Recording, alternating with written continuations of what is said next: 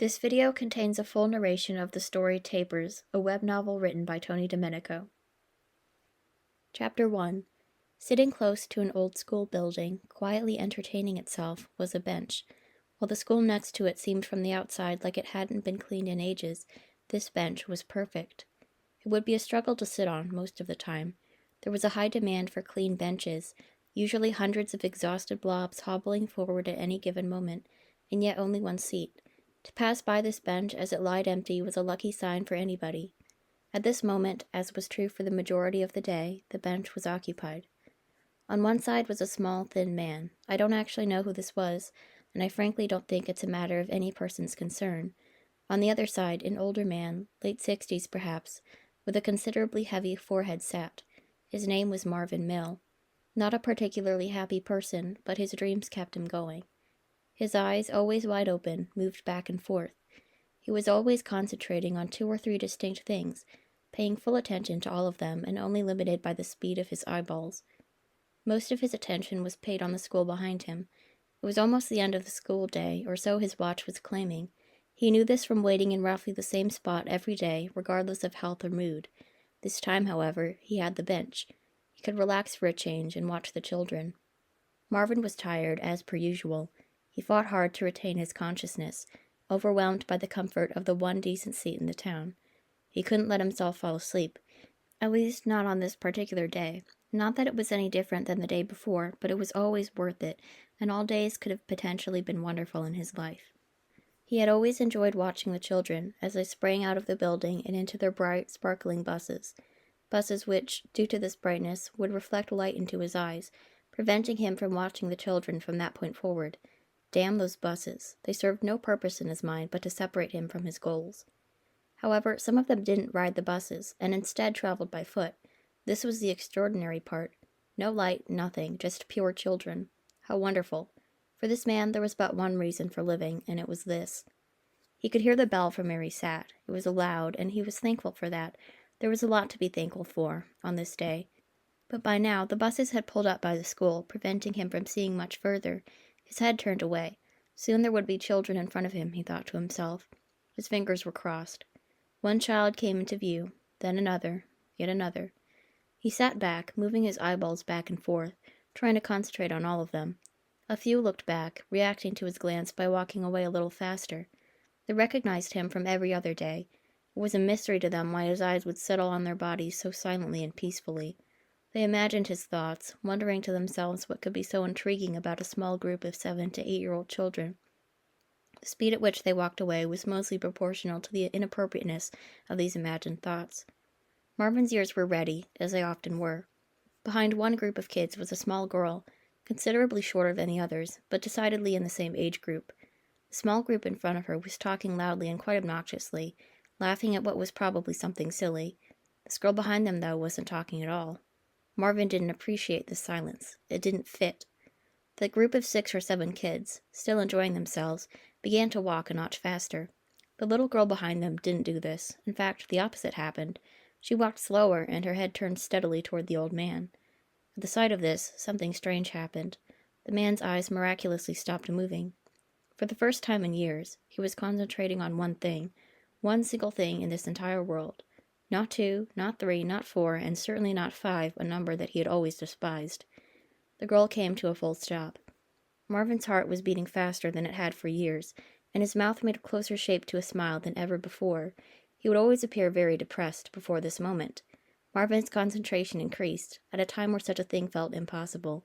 He was wrong. Marvin stood up as quickly as he could. He was ready for a hug, a massive one, the best hug of his life. He stepped forward toward the young girl, and looked down in his happiest face, ready to take her into his world, his planet of love, his hideout of happiness. He reached forward to pull her inside. But the girl, afraid of what this behavior meant, screamed and ran away, leaving Marvin to stand in silence.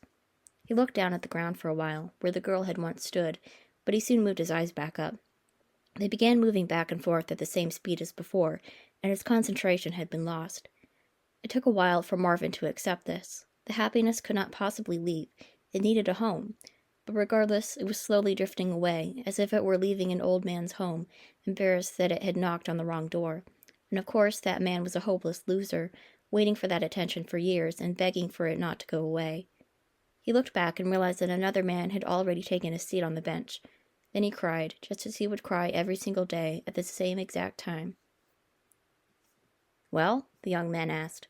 "I don't like this one," I told him. He was standing behind a desk. At least 12 million video cameras sat behind him, and they all looked just a little bit different from the rest. Printed in clear letters on each of them was the word taper. It referred to some made-up name for a camera, as well as the store's name, Tapers. "So you want a better one?" he asked. "Because if that's the case, look for yourself. I'm a tad busy." "This one looks good, though. I just don't like it," I responded. "Do you have a better one that looks exactly the same?" He scratched his head, then turned around and scanned the area behind him for a matching camera. A few seconds later, he turned back around, this time with a sarcastic smile. "Sorry, but I'm only here for 3 more hours, not 3 more years," he said with a smirk. "Could you try harder? This is important to me." "Well, see," he began, "I've got 3 more hours here, before I go home." "Home? I'm sure you have nothing to attend to there." "Well, yeah, I do." "What, do you need to feed a fish or something?" "I have a family, actually." "Multiple fishes?" "No, You don't understand," I told him. "This is important business, and I don't think anybody honestly cares about these fishes of yours. Letting them starve for one night will not bring life to a screeching halt. However, if I don't get my hands on a decent camera, then the likelihood of that happening will suddenly begin to increase." The man behind the desk looked down, assessing the situation. He turned around again, took another look at the wall of cameras, then went back to staring down at his desk. "Shouldn't be difficult to pick it out yourself," he said, pointing in my direction. I thought about this suggestion. It made enough sense to be worth giving a shot. I began. "You're ticking me off, I've got to admit, but okay."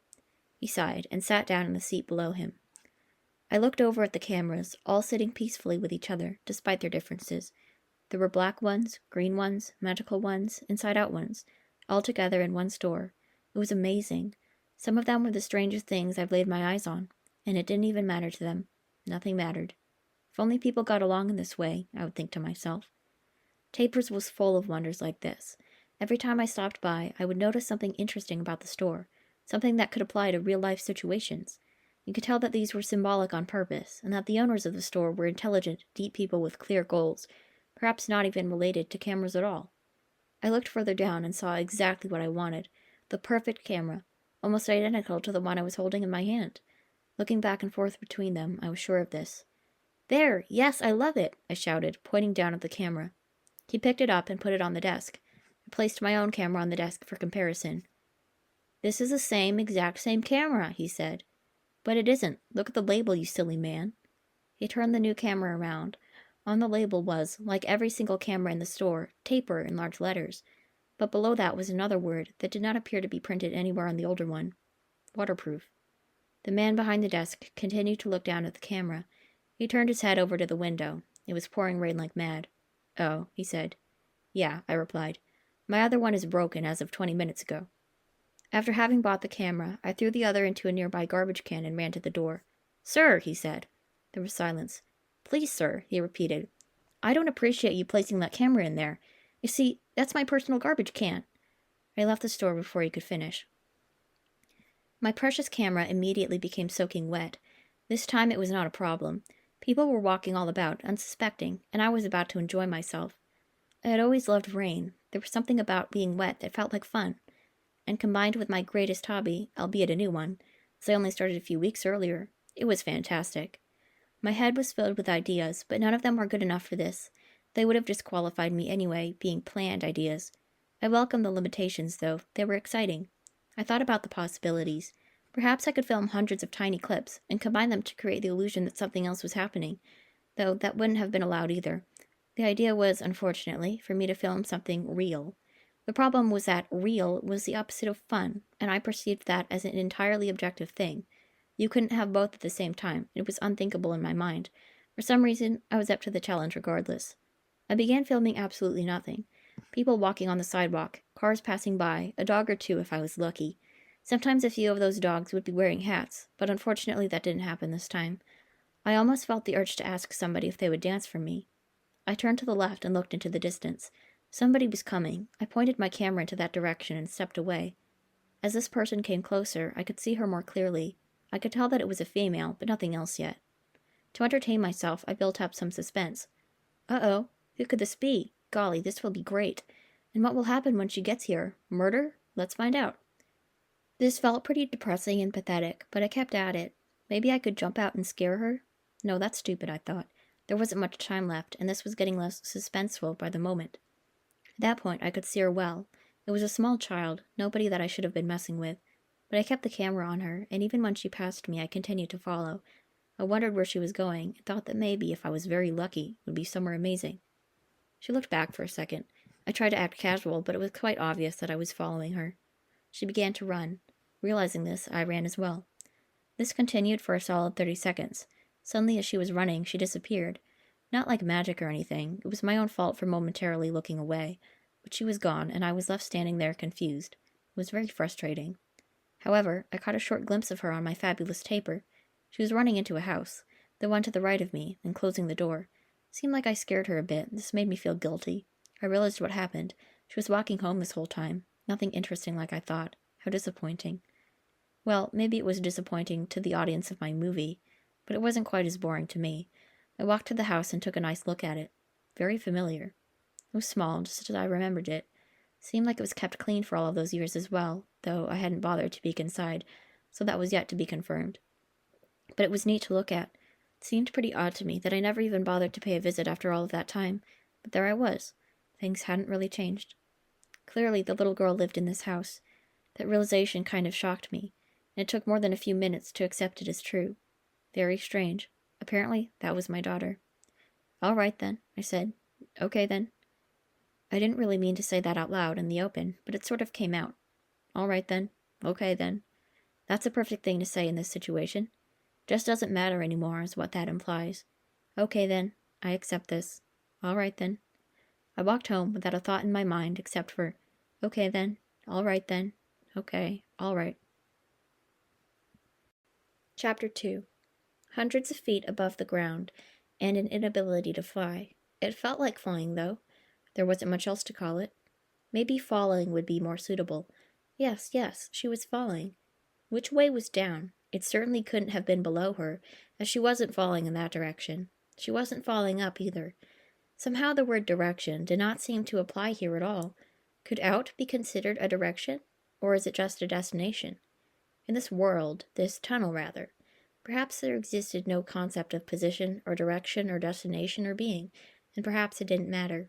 She was falling, though. That's what she felt, and that's what she assumed. From one end, the day before, descending into the other end, the day after, the future. Between them a tunnel, one of many. Outside of them, the rules were clear-cut. Inside of them, even a genius could not begin to predict the consequences of his own thoughts. She continued to fall. The end of the tunnel was near, and it grew nearer. The light, growing ever brighter, took over. "Care," a woman spoke up. "Wake up." The door was open, and nobody was there. The woman seemed to have walked off. Of course, it could only have been one person. A girl was laying in her bed, which lied next to a window and allowed her to stare into the sky. She rolled out of bed and walked out of her room. It still felt like she was dreaming. "Mom?" she said, speaking into the darkness. "Yes, come down," her mother replied, again in a soft voice. She wasn't clearly visible, for it was far too dark. The little girl walked slowly down the stairs, careful not to trip and fall. The last stair was always a difficult one, so early in the morning. Was it indeed the last stair? Was it worth taking the risk of assuming that there was no next stair? What would happen if she were wrong? Surely enough, she tripped. Her body fell down toward the floor. There, however, was no floor directly below her, only more stairs. She fell flat on her face. Her mother giggled. "Get up, Care," she said. Care pushed herself up and made it to her feet. She waited for her mother to continue, but a moment or two passed before this happened. "So, Care," she began, "I just wanted to talk to you. You can get ready for school after we're done." "Okay," Care responded, nervous and shaking. This kind of thing didn't normally happen. Her mother reached into her own pocket and pulled something out. She held it up. It was a watch. It was a greenish color and looked complicated. Care tried to make sense of it, but couldn't. "Put it on," her mother requested, her voice losing its peaceful tone. She handed the watch over to Care. Care put it on her wrist. She still couldn't quite understand it. "Why?" Care asked, nervously. Her mother paused for a moment to look around the room. Forget about it, she said in response, looking away at a small clock hanging on the wall at the other side of the room. Keep it on, though. Okay. Care's mother stood up and paced around the room, thinking of what to say next, and how to say it. She stopped and looked back toward her daughter, still thinking. I saw you last night, she said. By the house. When? Care asked. Coming home from school. You were running. Care didn't respond. There was a long period of looking back and forth, both of them unsure what to say. Don't worry, her mother said, not looking directly at her. You only caught his interest. I just wanted to warn you about him. Warn me? Never let him near you again, or near this house. I want you to hide next time you see him. All right? The room was quiet for about 10 seconds. All right? Care's mother repeated. All right, Care? Are you listening to my voice? Yes, all right, Care agreed. Great, she said. She walked over to the wall and flipped the light switch next to her, bringing happiness back into the room. Start getting ready. Yeah, Care ran back upstairs, still shivering as much as before. Her mother sat down on an old wooden chair next to the window. As uncomfortable as the chair was, it brought back too many memories, and she feared that the act of not sitting on it would be disrespectful. Disrespectful to who? Maybe somebody that she once knew, out there in the past, thinking of whether he would exist in any form in the future, even if that form was an old wooden chair next to a window. It was scary outside. The window was nothing but a mirror, one that somehow reflected fears, not light. There was nothing out there but pain and suffering, the kind that she didn't want her daughter to experience. But there was little choice for her. There was little choice for anybody. Maybe she couldn't save her from every bad person in the world, but she could save her from one of them. She continued to stare out the window. Care came walking down the stairs, trying not to make a whole lot of noise, fear of attracting her mother's attention. She sat down on the last stair, the light making it certain that it was indeed the last. Looking down on her watch, it appeared to be some time in between 12 a.m. and 12 p.m., but again she could not understand this watch, for it was far too complicated. He was filming me, Care said, breaking the long silence. Her mother turned her head and gave her a puzzled expression. What? Her mother asked. That guy, Care said, after first clearing her throat. He had a camera and was using it on me. Using it on you? He was chasing me with a camera in his hands, like some sort of camera monster. Her mother stood up. Care? She began, pausing to think about what had just been said to her. Really, I mean it. Hide. Two short, chubby men sat down on the bench. The first one had a newspaper in his hand. He pretended to read it and looked around at the people surrounding him, possibly waiting for somebody to arrive. The other man fell asleep the moment he made contact with the bench, perhaps never having noticed the man next to him. Marvin walked silently to the bench. He tried not to look disappointed after finding it completely occupied with little fat men, one of which was making poor use of its services. He stood behind the bench, focused on the school. To him, the school was a greedy little bastard with no appreciation. There it was, filled to the very brim with beautiful children, the smallest, the cutest, the very best on earth. And yet, what was it thankful for? Nothing, it seemed. He grumbled there, standing by the bench, wishing for a different life, a life with a different body, and a bench to sit on. Maybe he could talk to that young girl, have a conversation with her, and then come over to her house, and sleep next to her, forever. Maybe he could laugh with her and all of her friends, in that pleasant little school. Maybe he could learn with them, play with them, live his childhood. Maybe he could stay like that for the rest of his life, and never be unhappy again. Marvin tried finding a comfortable position next to the bench. Even if he could not sit on it, he could pretend.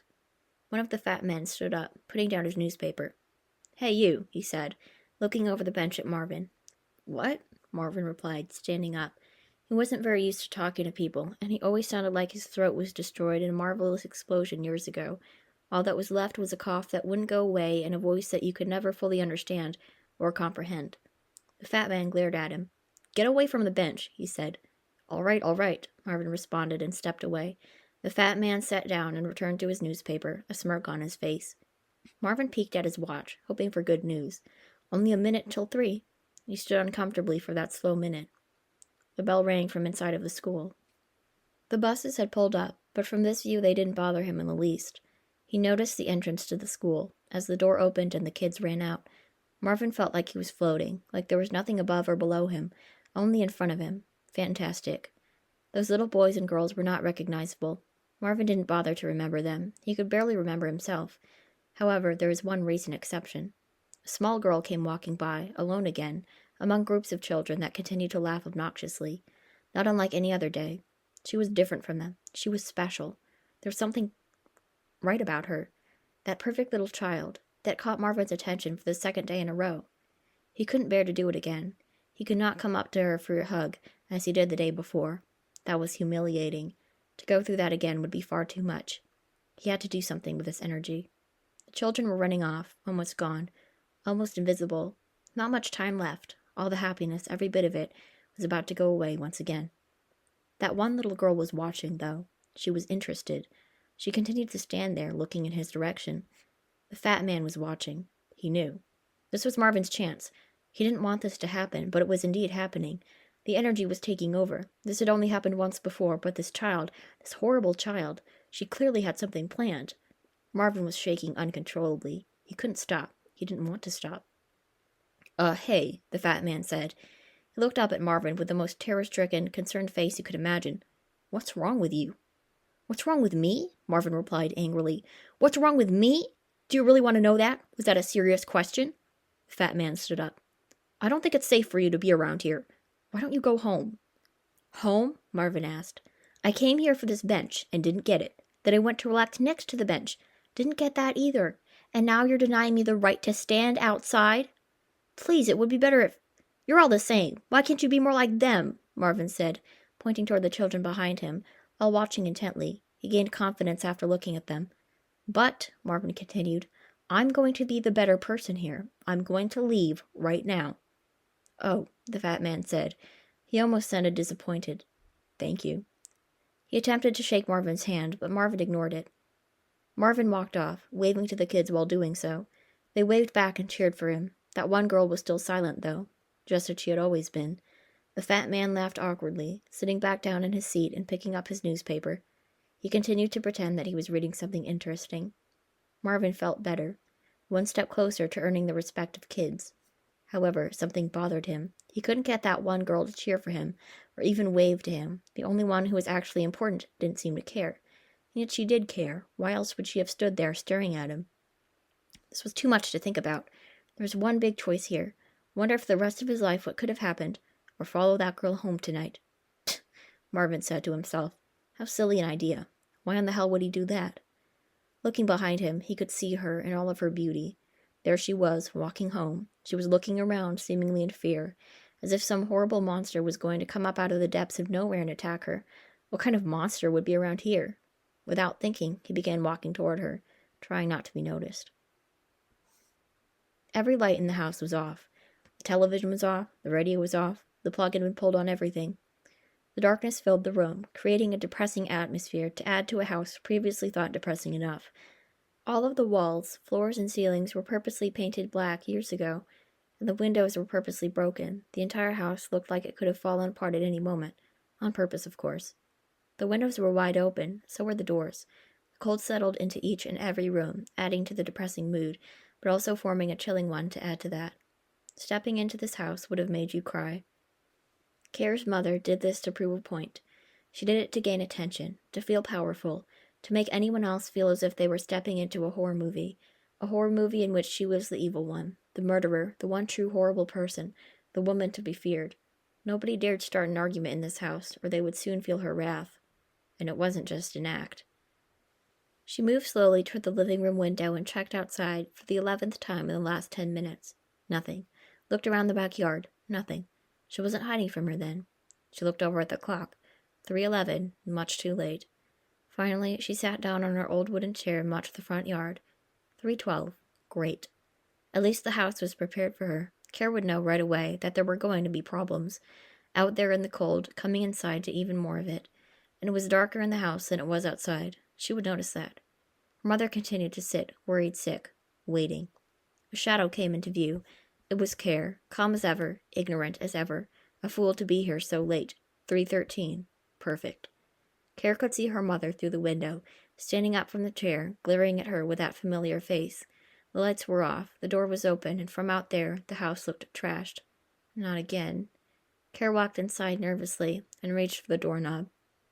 Don't you dare close the door, her mother said intimidatingly. Care walked away from the door and leaned against the wall, looking down at the floor. She waited for her mother to continue. Do you have something to say, Care? She asked. Care looked up at her. What did I do, Mom? She said, quietly and anxiously. You tell me what you did, Mom responded, and pointed at Care's arm. Look at your watch. Care looked down at the watch. All she saw were a bunch of little lines, ones that meant nothing to her. It was like a clock, but the numbers were incomprehensible. She looked up. I, I can't read it, she said. What do you mean you can't read it? I can't. It's a stupid watch. A stupid watch, huh? That's all it is? She began. Okay, yeah. Forget it. She started walking around the room, pacing back and forth, looking around. Look at the clock on the wall. You do understand this one, don't you? She asked. Yes. What time is it? Like 3:15. 3:14, her mother said. Now tell me, when do you leave your school? When does the day end for you? Care sighed, realizing what this was about. She looked down, back at the floor. 3, she said, with a guilty voice. 3, her mother responded. It took you close to 15 minutes to walk home. Should have taken 5 less than that at the very most. I stayed for a little, just a little. Something happened. Oh, really? Yeah, her mother said. I bet something happened between you and this camera monster. Am I right? No, I didn't see him. Yeah, sure, didn't see him, she yelled. I'm sure that's what happened. Didn't see him. Who did you see then? His evil twin? Care looked angry and puzzled. Oh, yeah, Mom continued. I forgot. He's the evil twin. I didn't see him. Go to your room, Care. I don't care about your filthy lies. Care grumbled, then ran up the stairs, stomping her feet hard on the way to show her anger. Mom walked back to her chair and sat down, not bothering to close the doors and the windows. She continued to look outside. Camera monster, she whispered to herself, sort of a mocking manner. What a silly, silly kid. Chapter 3. It's not raining today, I said.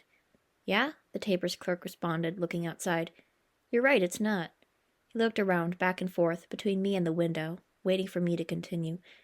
Well, all right, I began. As long as you understand that. I do. Okay, I believe you. I looked around at the cameras behind him, scanning around for something decent. The clerk noticed this and gave me a funny look.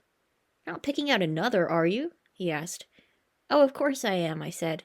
It's not raining today. That old waterproof taper is overkill now. I winked at him, not for any particular reason, but as a sort of signal to him that we were cool and he was part of my respected people list. He didn't take it as that, and instead looked at me in an even stranger way. I kneeled down next to the wall of cameras to get an even better view at the bottom row. The good ones were always on the very bottom, and now that I think about it, that was probably some kind of clever symbolism. Again, these guys were very deep, smart fellows. I wished for the day I could shake their hands.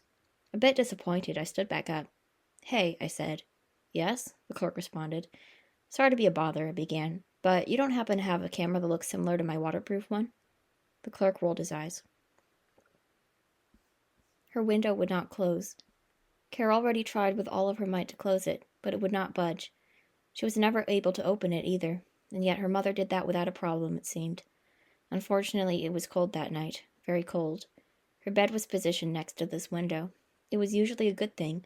Every night she would stare into the sky, waiting for something to happen, something different. Or perhaps she didn't want that to happen at all. Maybe this was the only place that stayed pretty much the same, unlike everything else in her life.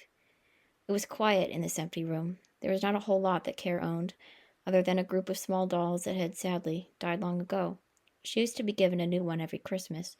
This stopped happening, and instead her mother would have a fit every Christmas and rip one of her existing ones apart, telling her that it was dead and it was time to grow up. Her room consisted of 2 separate halves, the sleeping half and the deceased doll's half. The dolls were arranged in a circle, holding hands, missing various limbs. Of course, by now, she knew that they were never real. It was more of a relief than anything. In the other half of the room, there was a bed. That's all there was. Other than that, the room was utterly empty. Care was yet to earn her possessions back. The window was not going to close tonight. That was for sure. Care gave up and collapsed into her bed, shivering. There was a noticeable lack of blankets on this bed. Her mother, in her fit of anger, had taken those away. Fortunately, there was still a pillow. Even more fortunately, there was still a bed. She looked up at the ceiling. The black paint seemed to grow darker with every passing night, but this time she was convinced that this was no illusion.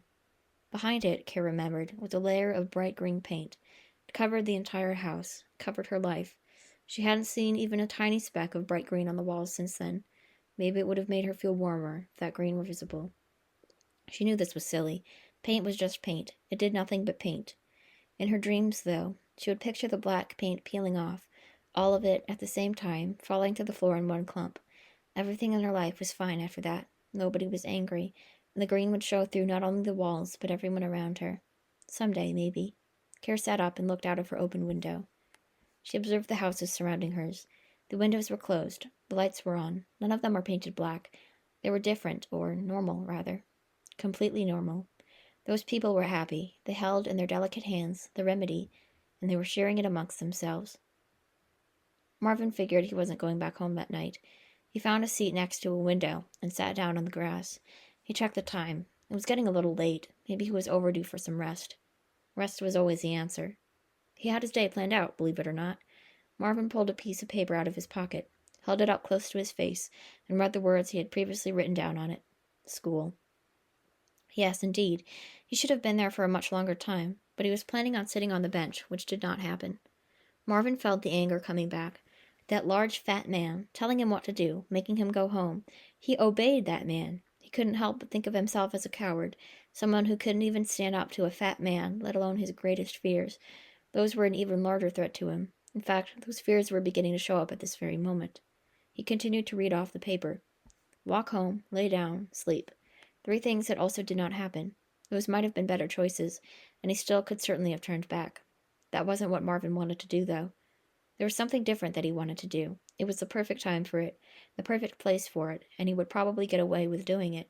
It struck him as being incredibly absurd. In fact, having gone this far already, he was disgusted with himself. He turned around and looked toward the window in back of him. It was open. The lights were off in the house. Nobody was around. No, please no. Marvin got up. It was time to quit thinking entirely. Nothing good was coming out of it, and his thoughts scared him more than his actions did. And his actions weren't usually very pretty either. Stop it, he told himself. Shut up. Nothing was stopping him. Nobody was after him. Nothing was going to happen. It was perfect. No, he thought. He screamed this repeatedly in his mind. No. He held his hands over his ears. It would not stop. Marvin had been struggling with this very problem during his entire walk. Nothing out there would make the thoughts stop, and nothing out there would stop him from acting on them. Trying to do something about it was like attempting to lift the sun with your tongue. There's actually not much of a relation between those 2 tasks, but they were both very difficult nonetheless. He had visions of people walking by, terrible people, staring into his thoughts, looking inside of his brain, and laughing for the rest of their lives. Hundreds of little men, hungry for secrets, the most unbelievable to them, the kind that people paid attention to. Marvin was afraid of his secrets. This would not be the first time that they were fed. However, that wouldn't happen anymore. Not at all. Marvin thought about this for a while and considered the choices involved here. He could leave right now, or of course he could stay and go on with his business. Either way, he was determined to make this the last time he would ever set foot outside. This was certain. Leaving his home in the first place was a mere habit, certainly not a necessity by any means. The difference between those 2 choices of his, therefore, was not a matter of going home or not. It was a matter of what he would take with him on his way there. Silence now. Silence. He was accustomed to the silence. The silence meant that it was his turn. Marvin looked at the window. Just enough space. He pulled himself inside and his feet met the floor. It was surprisingly cold. Looking around the house now, it seemed every window was open. Marvin was concerned. If someone got there before him, this would have all been useless. He crossed his fingers. He was standing at what looked like the kitchen. The entire house was pretty much a gigantic mess, but that kitchen was really something. The fridge was half open, pots and pans were lying on the floor next to each other. Less kitchen-like items, such as broken light bulbs and torn papers. The papers were blank. It seemed as if they were spread on the floor on purpose. A baseball bat lied on the floor next to him, with pieces of broken glass surrounding it. Next to both of these things was a table with a lamp on it that had been tipped over. It was as if they were baking babies in here, and the babies struck back. Next to the kitchen was the living room, or it looked like a living room. An empty wooden chair stood by the window. Beyond the window was our lonely, dark world. Out there, he could see a man walking by the house. Marvin could tell by a quick glance that the only motivation behind this quick stroll through the neighborhood was pure hunger and greed. He knew what hungry people looked like. They took pictures and wrote on papers. Some of them had video cameras. This man had a video camera. Marvin quickly moved away from the window. Feeding the hungry was a bad idea. He waited, and after only half a minute, he heard the knocking. This man was after him. Marvin thought about it. Would it make sense for this to be happening? Is this something that would be possible in our world? Would it be socially acceptable for him to react to the situation in a particular way? Because he had something in mind. More knocking. He sat on the floor and waited for this to pass. It would end. There was an end to everything. Knock, knock. Marvin repeated to himself over and over his favorite numbers. He made a list of them. The list hung on his wall, but he had them committed to memory. These numbers were all even. He would not allow an odd number in his list, for those were far too evil. 4, 8, 14, 18. He continued, holding his head down in fear, hoping it would all go away. 44, 48, 84. The knock was louder now. It didn't stop. The door was breaking. The door was breaking. And the door was breaking. The door was going to break. The door was not going to be in one piece, because the door was going to break, and the door was breaking as the door broke.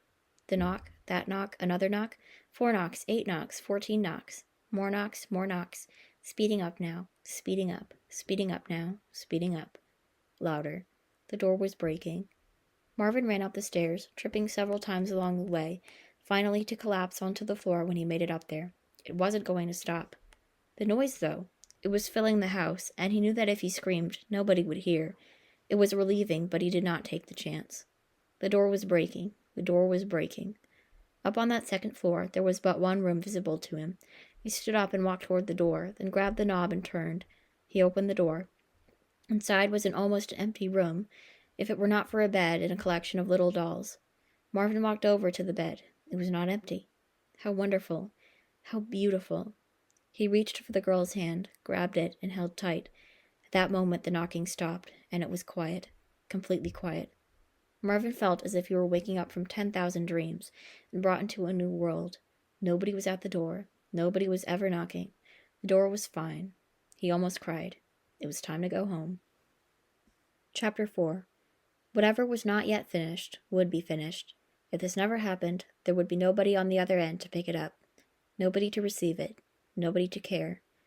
On the other end, everyone was eager to see the results of long, hard work, people slaving away for hours on end, or perhaps only one person, perhaps none.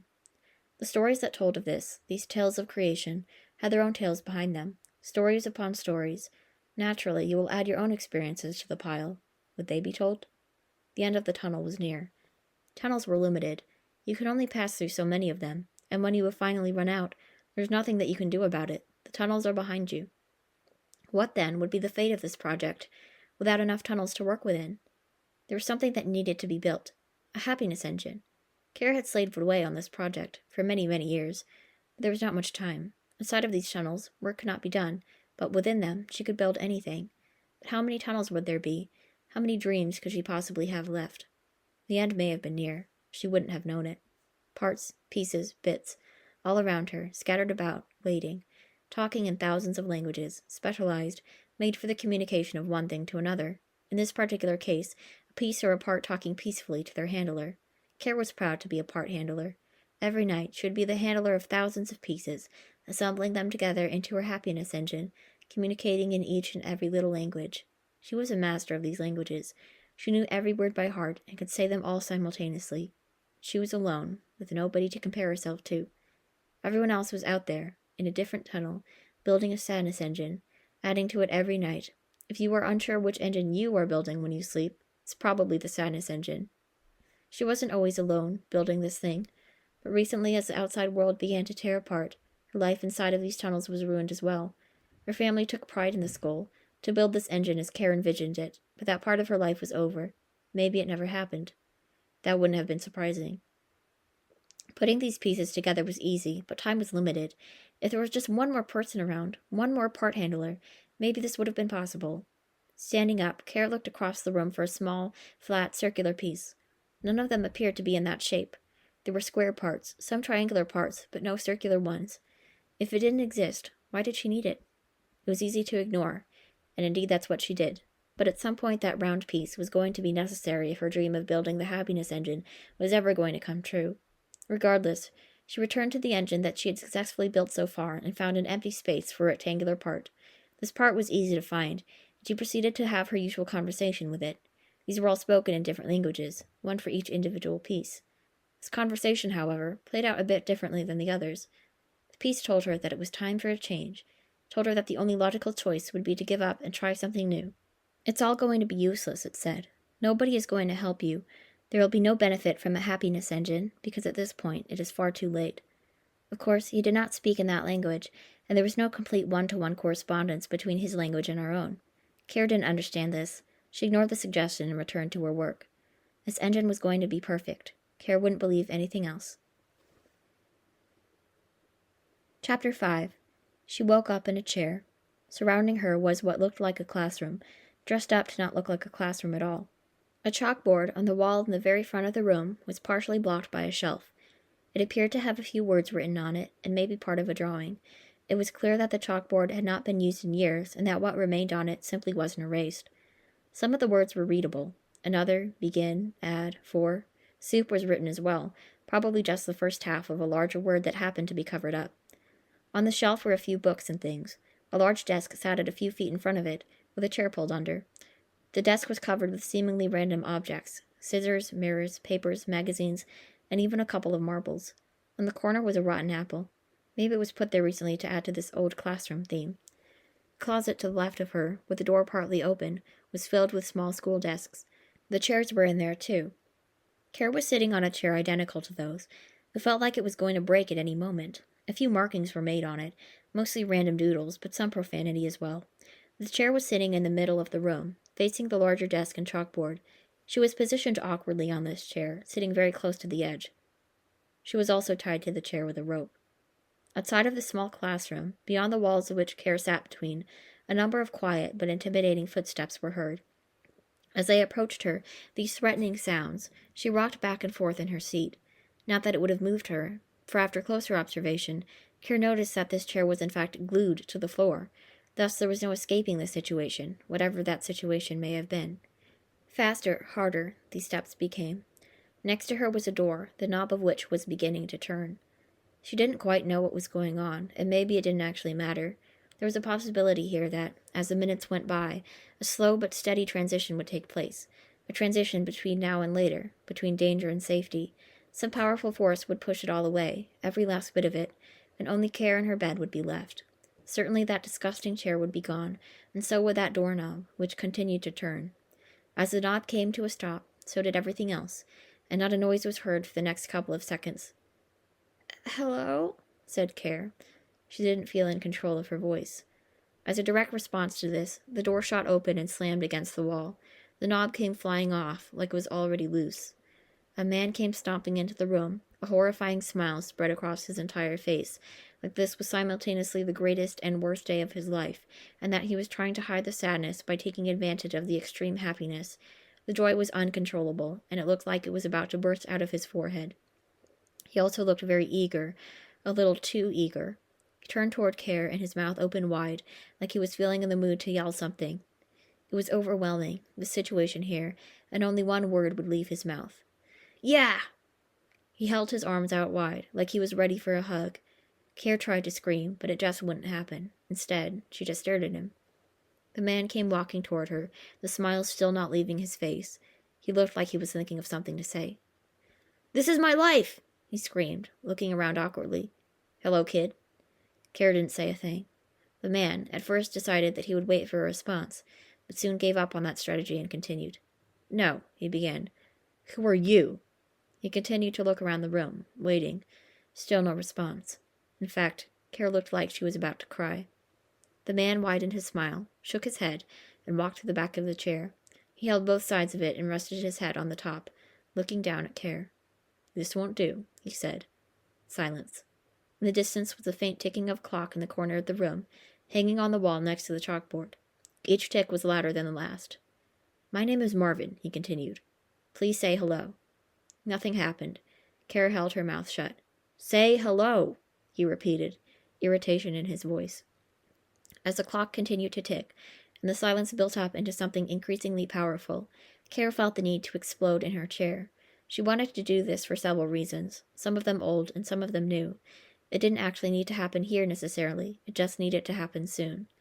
This explosion had to be spectacular. It needed to cause death, and somebody else had to clean it up. "Say hello!" Marvin screamed, shaking the chair with all of his strength. Still nothing. Everyone had to know about this explosion. It needed to be on the news. It needed to be a major story. There had to be fear associated with it. All of this needed to happen. This was just one of her dreams, one of many others. She was still young and foolish enough to have remaining hope, though perhaps it would never go away. "Hey!" Marvin grabbed Care's head and shook it as hard as he could. Tough one. Marvin knew at that moment what he wanted to do, but it was too much. Too much anger. Too much frustration. This couldn't have been done. One of Marvin's problems was anger.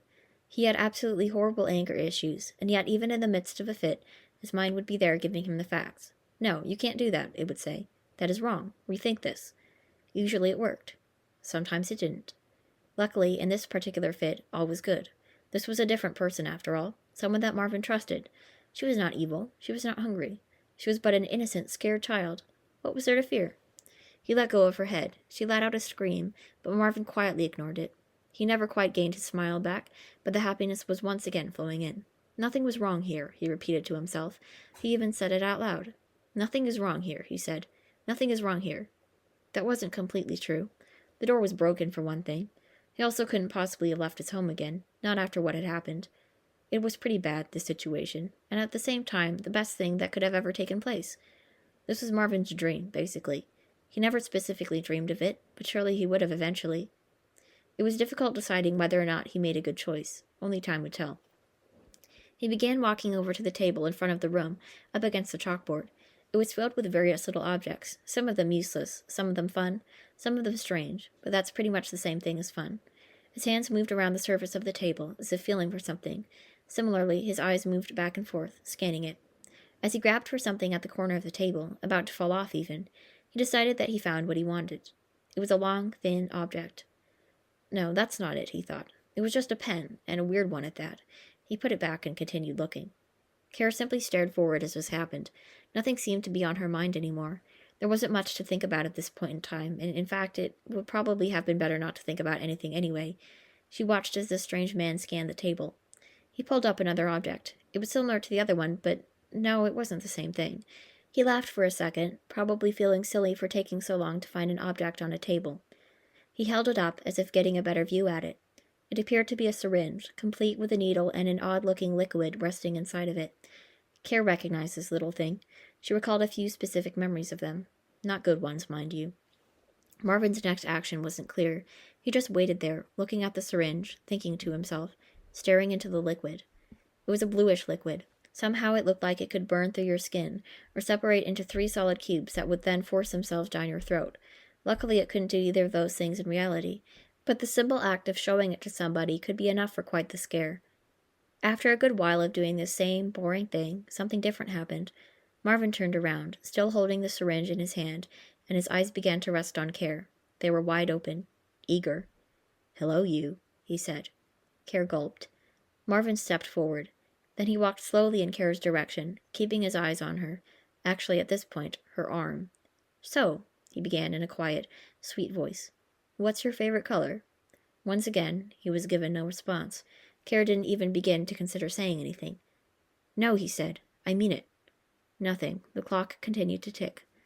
"If you don't tell me what your favorite color is, I'm going to assume that it's orange." More silence. Marvin practiced with the needle, pretending to throw it like a dart. "Orange is my favorite color," he said. He crept over to the back of Care's chair, continuing to practice with his needle. All of his arm movements were in perfect sync with the ticking of the clock. Care was ready to explode. Too bad that wasn't going to happen. "I like orange a lot," Marvin continued. "I think that, in time, you might like it as well. You don't have a favorite color now, but I will give you mine." It was a wonderful experience to talk like he did. Something felt marvelous about speaking to a child as if they were something other than, well, another little kid standing next to the bench. This was parenting here. This was a step above anything he had done before. And Marvin was determined to be the best damn parent he could possibly be. "I will also give you this," he said, again quietly. It was a loud kind of quiet, though. He immediately lifted up the needle, pulled Care's arm toward himself, and injected every last existing drop of bluish liquid into her body. It didn't take a whole lot of strength, but Care did struggle for every moment, screaming her quiet scream and moving about. Whether or not it was actually every last existing drop was pretty much irrelevant. He definitely assumed that none was left, but maybe that wasn't true. Care continued to scream, and it quickly turned into a cry. Marvin kept a hold of her and reached into his pocket, revealing a small pack of who knows what. His hand ventured into it and grabbed something. He pulled out a small bandage. Care continued her noise. It was hard for Marvin to stay calm at this point. He tried looking away from the blood, as this was what he considered his true weakness. If only he didn't have hundreds of those. He slapped the bandage on Care's arm, not actually looking away completely, and then let go of her. The crying faded, and all that remained was a rapid panting. And at that point, Marvin just released a giant sigh of relief. He paced around the room for a little while, but soon decided that it would be better if he simply left the room. And so he walked out, slowly, looking back a few times. Care didn't notice. She was recovering from a state of panic. Maybe it would have been better if she spoke to him. Still breathing, deeply and loudly, she checked around the room. He was gone. She was still scared to look at her arm, but surely enough she did. Nothing out of the ordinary, but there was definitely a bandage there, an orange one. She really, really hated that color. Chapter 6. Staring into the television screen did not help. The picture didn't make any more sense than before. In fact, it made less sense. Everything was wrong. Everything. Nobody was going to understand this. It was garbage. I was discouraged for a while. On the screen was a house, a smallish one, laying in the dark. The windows were open. The lights were off. A dark house. Okay. What does this have to do with anything? Unfortunately, there wasn't a whole lot else that I filmed that night. As I was walking toward her house, I had my camera pointed downward, taping the sidewalk. Before that, I taped the sky. And before that, I taped my wall. Nice. A wall, a sidewalk, and a house. And the sky. What a great, productive day.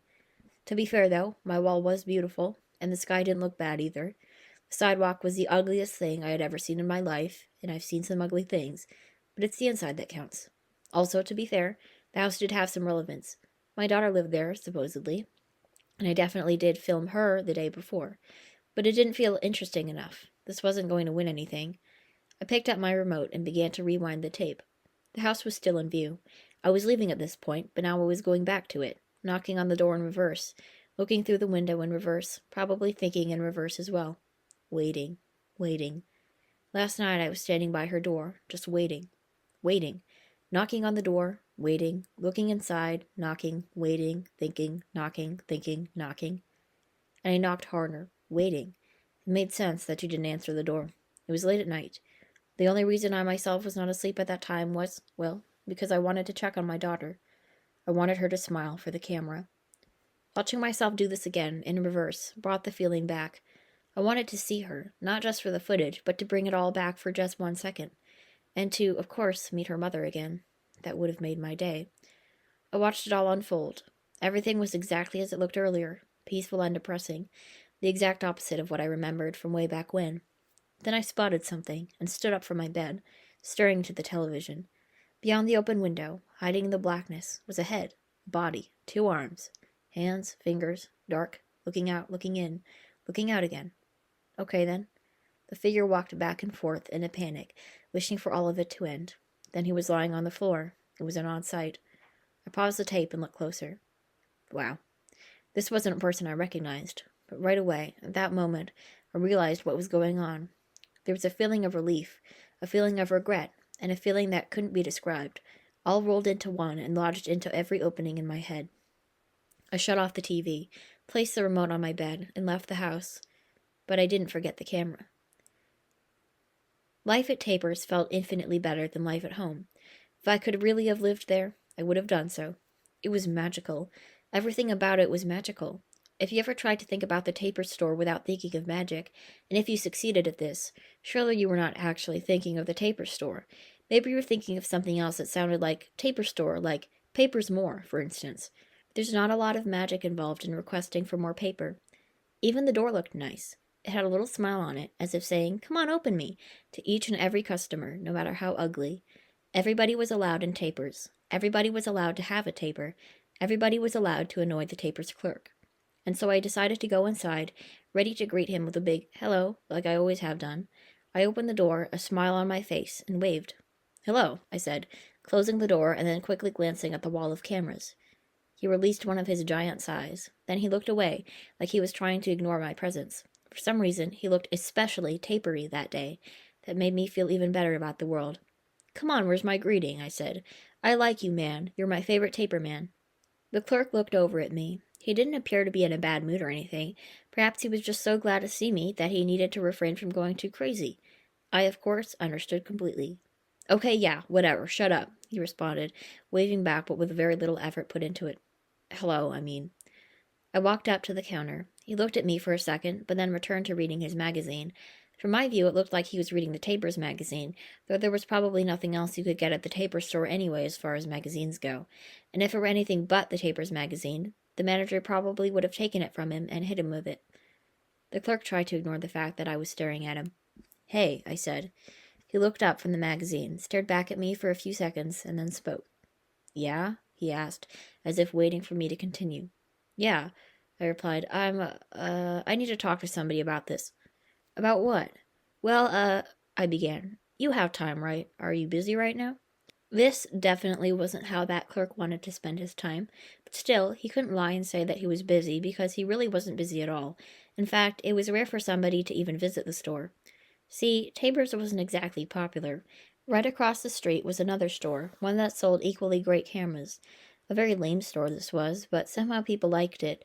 It was named Camlander because it was open every single day. Yes, that's how lame it was.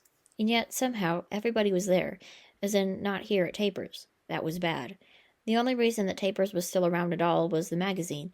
Everybody loved that for some reason. Camlander tried making a magazine once, but it was hated by pretty much everybody.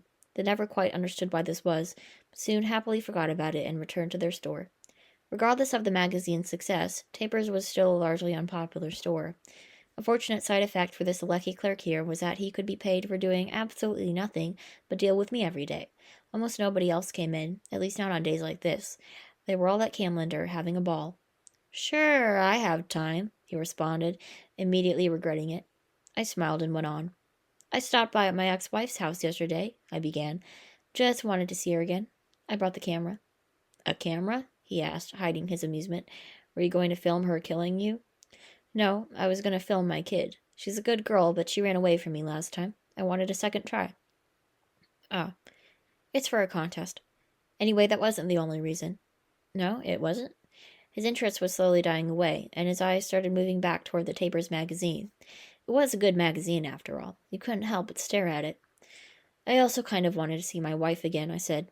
We had this thing, you know, but I have this weird feeling that she doesn't want me around. Doesn't want you around. Why would that be? The clerk said sarcastically, staring into one of the pages. I don't know, I responded, but I saw this guy in there last night. He was kind of big. Big, huh? He asked. He still couldn't get his eyes off of that page. Maybe there was a really good-looking Taper on it. Yeah, I'm pretty sure he's a boyfriend of hers or something, which makes it even more hopeless for me. Well, you are hopeless after all, he whispered, almost to himself. What? I asked. His eyes left the magazine and he started looking back at me. Nothing, he said. There wasn't much left to think about, but there was definitely many things left to regret. But it was over at this point. The house was already freezing, and whatever happened couldn't be taken back. It would always take at least 10 or so hours for her to take anything back, for her to feel regretful. Not to say that she was ever actually angry. In fact, that was hardly ever the case. She didn't have anger problems by any means, and nobody would disagree with me on that.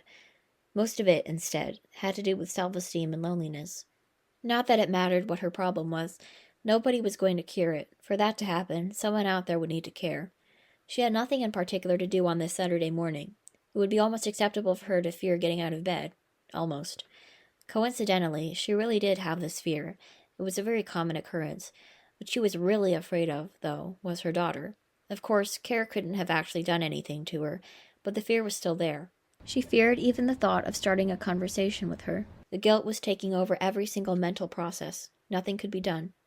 It took a while for this to wear off, probably 2 hours, if not 3, of lying down in bed, but no matter how long, it still didn't feel like enough. She left her bed, making sure not to wake herself, and walked slowly out of the room. The windows were still open, she could tell, not only because she didn't remember closing them, but from the temperature inside the house. Unbearable. That was a big mistake.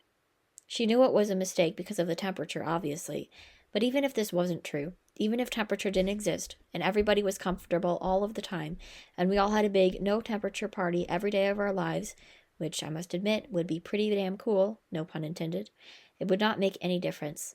This was still a big mistake. Leaving the windows open didn't just cause a little bit of cold, it caused something else. She looked around. The house was still a mess. Thinking for a bit, she decided that it would be much better for herself if she procrastinated. She was going to say hello to Care, and possibly apologize, but that wasn't exactly something she was looking forward to. And what better way to procrastinate than clean up the house?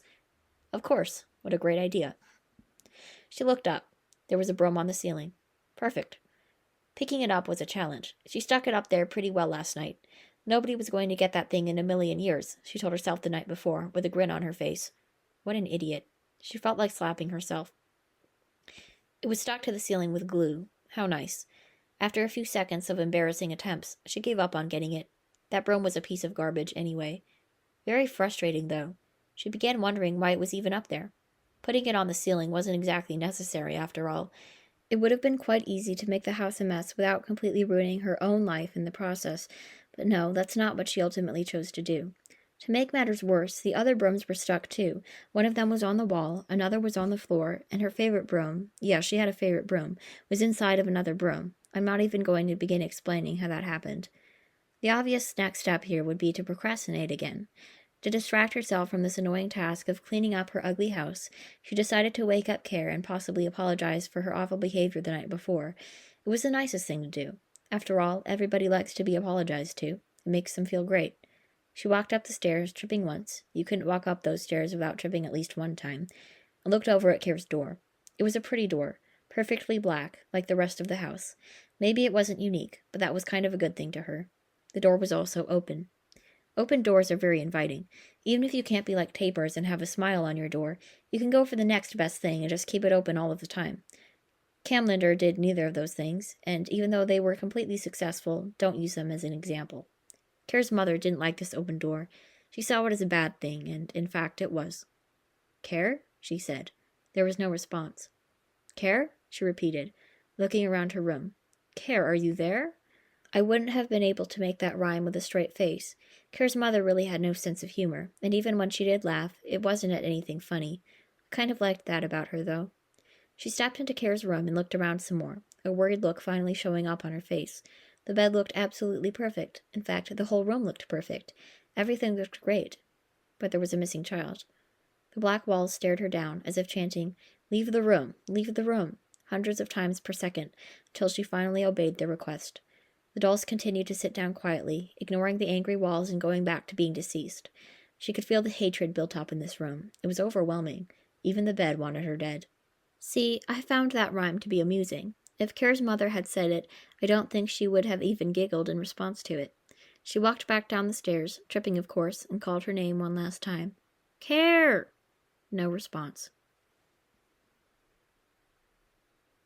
Chapter 7. I just want to know your name, said Marvin, pondering whether or not that statement was normal. It surely didn't feel normal for him to care what her name was. Another pun that I did not intend for, but that was different. Normal for him was not normal for other people. Marvin acknowledged this, and it was a constant goal to keep himself ordinary and to not come off as a lunatic. Maybe it was too late in this case. Marvin was sitting on a chair pulled up next to a small table. On the other side of this table was Care, facing the opposite direction. Care was a little distracted. This was to be expected for the most part. The light had been flickering on and off for the past 10 minutes, the chair was wobbly enough that she could have fell to the floor at any moment, and to top it all off, she was alone in a school library with an unpleasant stranger who happened to possess an abnormally large forehead. Hey, Marvin said, again trying to obtain Care's attention. Please answer me. The room was quiet. Looking around took that feeling away. No matter where you were standing, you were surrounded by books, all of them shouting at you. You could feel the love in this room. They weren't angry shouts. They were actually very peaceful ones. The library was eager and happy. It hadn't seen a child in years, and now it was back in business. Marvin could feel the shouts. They were coming from inside of him as well. Care continued to sit in her pitiful position. Her confusion served to completely prevent her from getting up, from even attempting to escape again. Yes, again. Earlier that day, she had been sitting in a classroom, tied to a chair, waiting to wake up. But this didn't feel like a tunnel to her. It still didn't. Maybe it was a different kind of tunnel.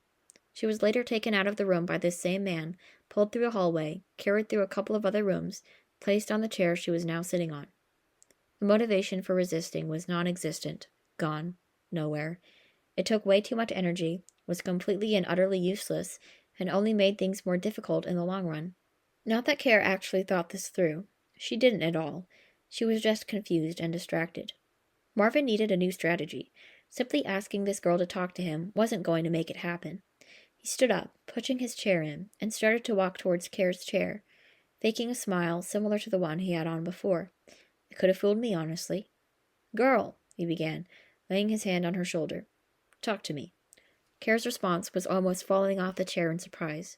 She landed on her feet, but the chair tipped over and the leg broke off. It was probably going to happen anyway. She stood defensively, staring at Marvin, keeping at a safe distance. "Now, I'm not going to hurt you," he said, after first thinking about his reply. He felt like he was doing a good job being normal so far. Care didn't move. "I just want you to tell me your name, sweetie," Marvin said. He felt like taking the sweetie part back, thinking it was a bit too much. "Please, just your name." She still stood there, looking at him. Nothing happened for the next full minute. It was torturous. The clock began ticking. Care looked at it, surprised that it hadn't been working for the last 10 minutes, and now it just suddenly started ticking loudly. The library clock tended to do that, as Marvin knew very well by now. He didn't bother saying anything about it, though, as Care quickly looked back at him and forgot about it. "Care?" she said, softly. The room was silent, and even the books quit shouting. Marvin felt like jumping for joy, but he remembers that he was trying to be normal. But this was getting more and more difficult for him. He didn't have a whole lot of experience with normal people, after all. Maybe he was exposed to them during his childhood, but as of lately, he hadn't spoken to many people at all. This was bad, though. A lot of happiness was being built up here, so much that Marvin couldn't quite bear it. It distracted him so much that he forgot exactly what she said. "Kara?" he asked. It was quiet. Care stared at him. Care," she repeated. Marvin was so excited by this that he forgot to listen for the second time. He felt the need to punch himself in the face. "Karen?" he asked, a little guilty for asking again. "Care," she replied. "Karina!" "No, Care." "Carla, yeah?" Care gave up. She sat up on the floor, still very distracted. The light kept flickering. "Yes," she said. "Kareen, then?" Marvin asked. "Cool. Man, this is great." He could barely control his excitement. This is what Marvin had wanted for a very, very long time, and he finally obtained it. It wasn't very difficult either. The next task would be to find some activities. He wasn't sure what to do right away, but he knew that there must have been something. "Wait just a second," Marvin said. "I'm going to be right back. Read a book or something." He skipped over to the door, filled with glee and eagerness, and left the room. The clock continued to tick, and the light continued to flicker on and off. Care was left sitting on the floor, still bewildered by this whole situation. She didn't feel safe leaving from her spot. At times like this, Care's desire to explode only intensified. Every tick of the clock felt like her cue to do so. With no possible way to achieve such a thing, she felt helpless and weak. There was no escape. She leaned over on the bookshelf next to her, still sitting, trying to evaluate the situation. The floor was uncomfortable, as was anything else he could have possibly sat on in that school building. Looking up at the shelf, she proceeded to stare at the books. They were no longer shouting, only engaging in quiet chit-chat at this point. Maybe they were talking about the broken chair, how it had lived a long, satisfying life. But maybe it didn't. It was normal for her to feel alone, but for the very first time, she really was, in every possible way. The books weren't actually talking. They weren't even alive.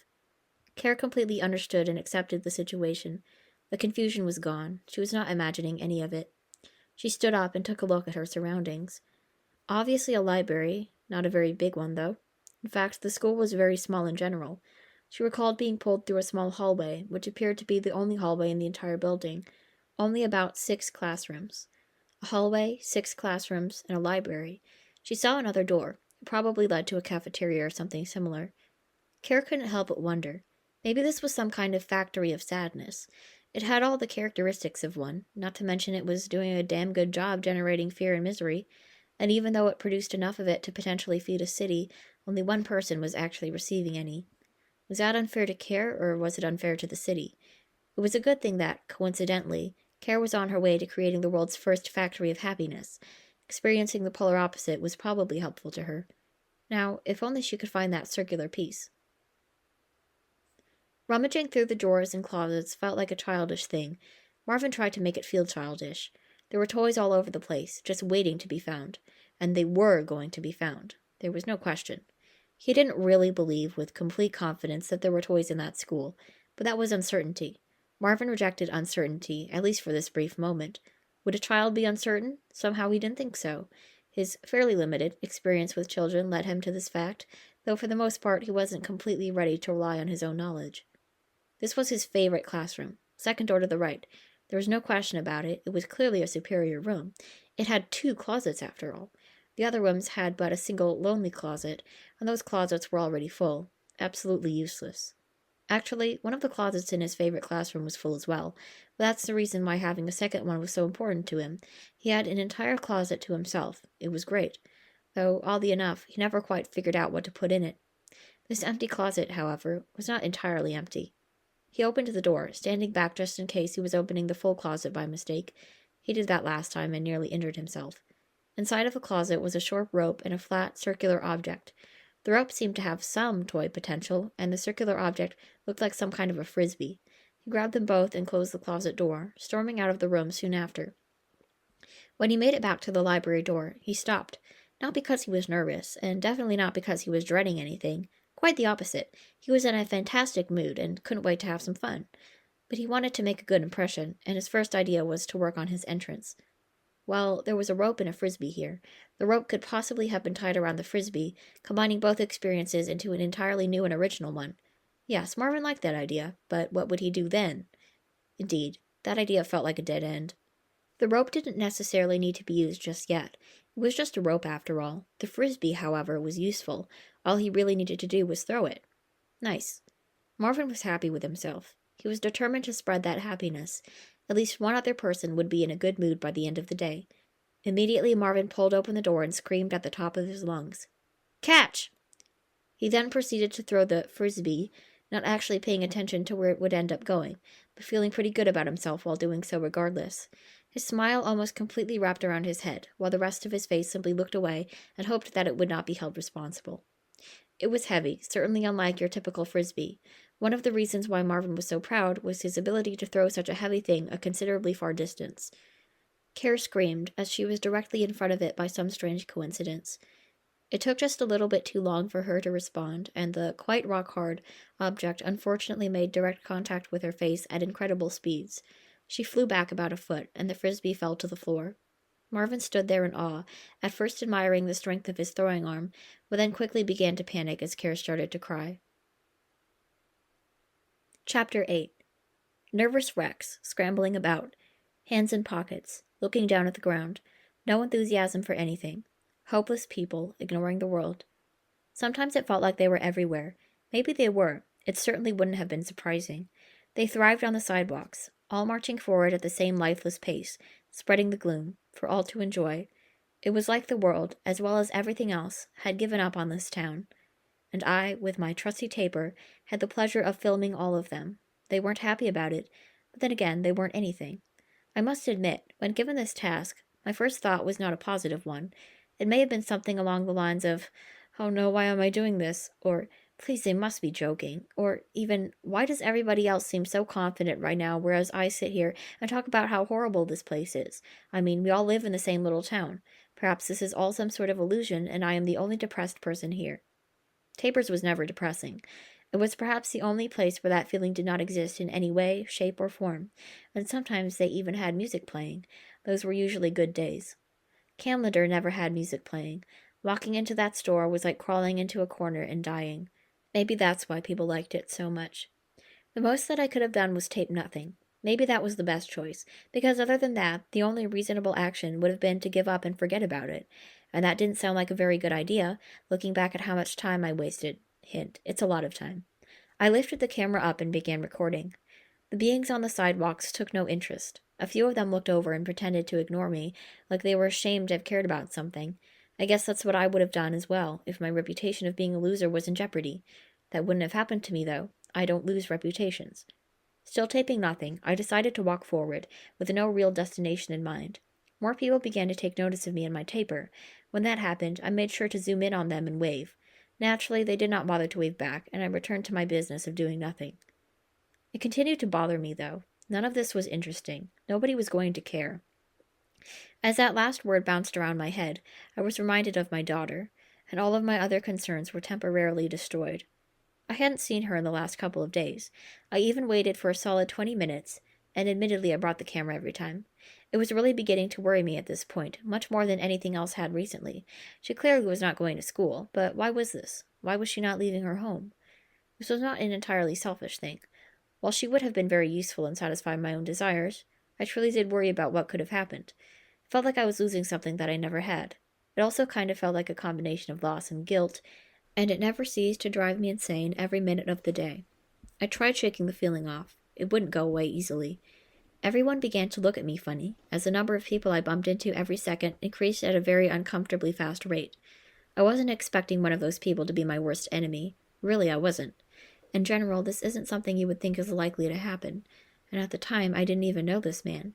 I hadn't seen him once before, or seen anybody like him, but it felt like his life's mission was to be unlike other people, and for this reason it shocked me that I had never seen him before, like I'd been missing something for my entire life. I will call this man Hill. His clothes were made of metal and his tie was made of rock. His face was larger than his head, and his eyes were larger than his eyelids could cover. Nobody saw him. Nobody talked to him.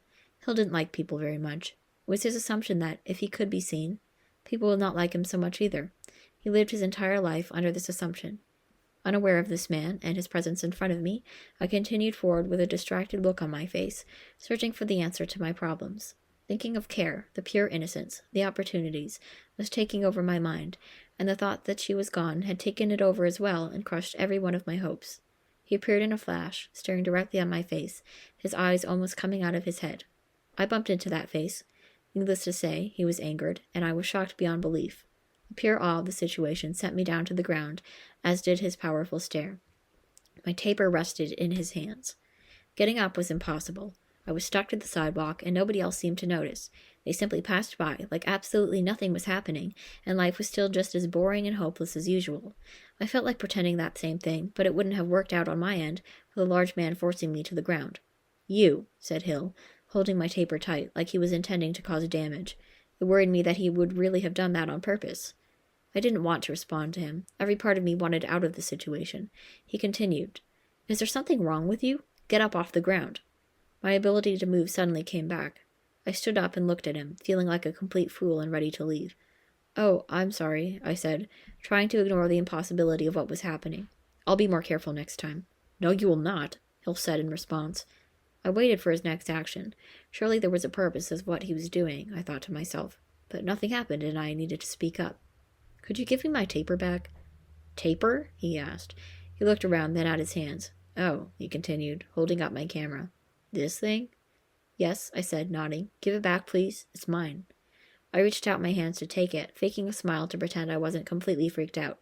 "No," he said. He pulled it back, and a smirk showed up on his unbearably ugly face. At the same time, my smile began to disappear.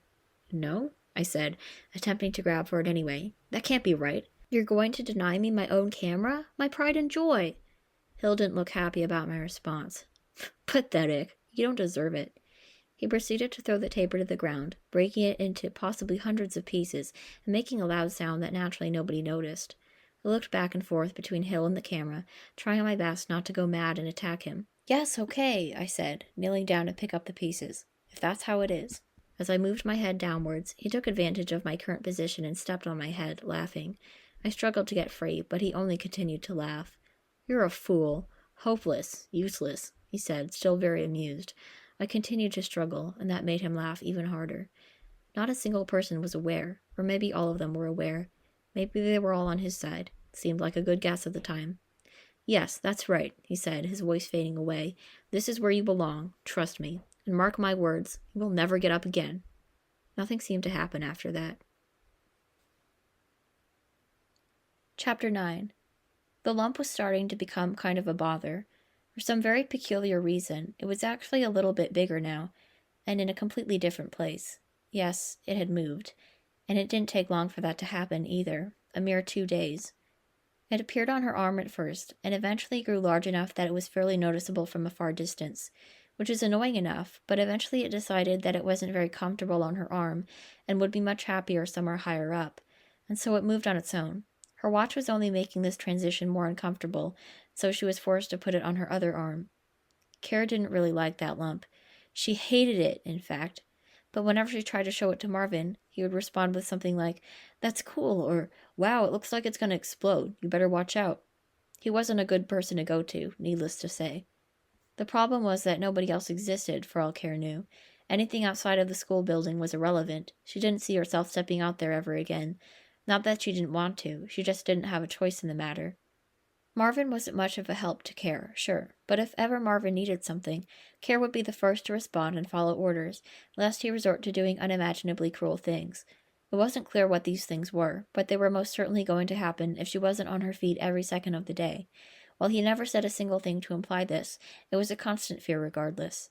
She hadn't yet learned to trust him, or like him, but she could endure him and his behavior most of the time. "Hey, Carolyn," Marvin said, waving for her attention, the door only half open. At the time, Care was just about asleep, though not quite, in what was supposed to be her bedroom.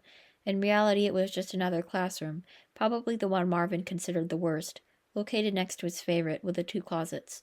Possibly the smallest one as well. That's what mostly bothered her. She didn't actually have a bed or anything. Marvin decided that a couple of chairs would suffice, though he was tired at the time and looking forward to sleeping on his own comfortable bed, not that he would have put much thought into it at any other time. "Hey, come on," he shouted eagerly. Care was still pretending to be asleep, though failing. "I know you're awake," said Marvin. "I could surely and absolutely, fearlessly sense enthusiasm from the whole other side of our school." Marvin had a strange way of speaking. He would often misuse words and talk in cryptic ways that even he himself could not understand. His use of the word fearlessly is a good example of this. Not only did that not make much sense in the context of his sentence, but he didn't even intend for it to make sense. It's a weird and complex thing, and maybe it would be better if left a mystery. Fortunately for Marvin, that worked to his advantage. Care was so caught up trying to make sense of it that she forgot what she was pretending to do. "What?" she asked. "Good," said Marvin. "Get out of bed. We're going underground." This statement astonished her even further. "Underground?" she asked. "To the basement," Marvin replied. "Get up." Care sighed. "Oh," she said. He was clearly in a good mood that morning, as he often was. It was usually later on in the day that he developed sort of an angry attitude, though not too angry. Marvin was never one to get extremely mad at people, unless of course the hungry were after him. When that happened, though, yes, he was mad. Usually he would just get disappointed, not infuriated, but that was almost as bad. "Okay, follow me," he said, pulling Care out of the room. It didn't feel much like following to her. He took an immediate turn to the left, toward the end of the hallway, which was just a little door. Care noticed it before, but it never actually occurred to her that anything was behind it.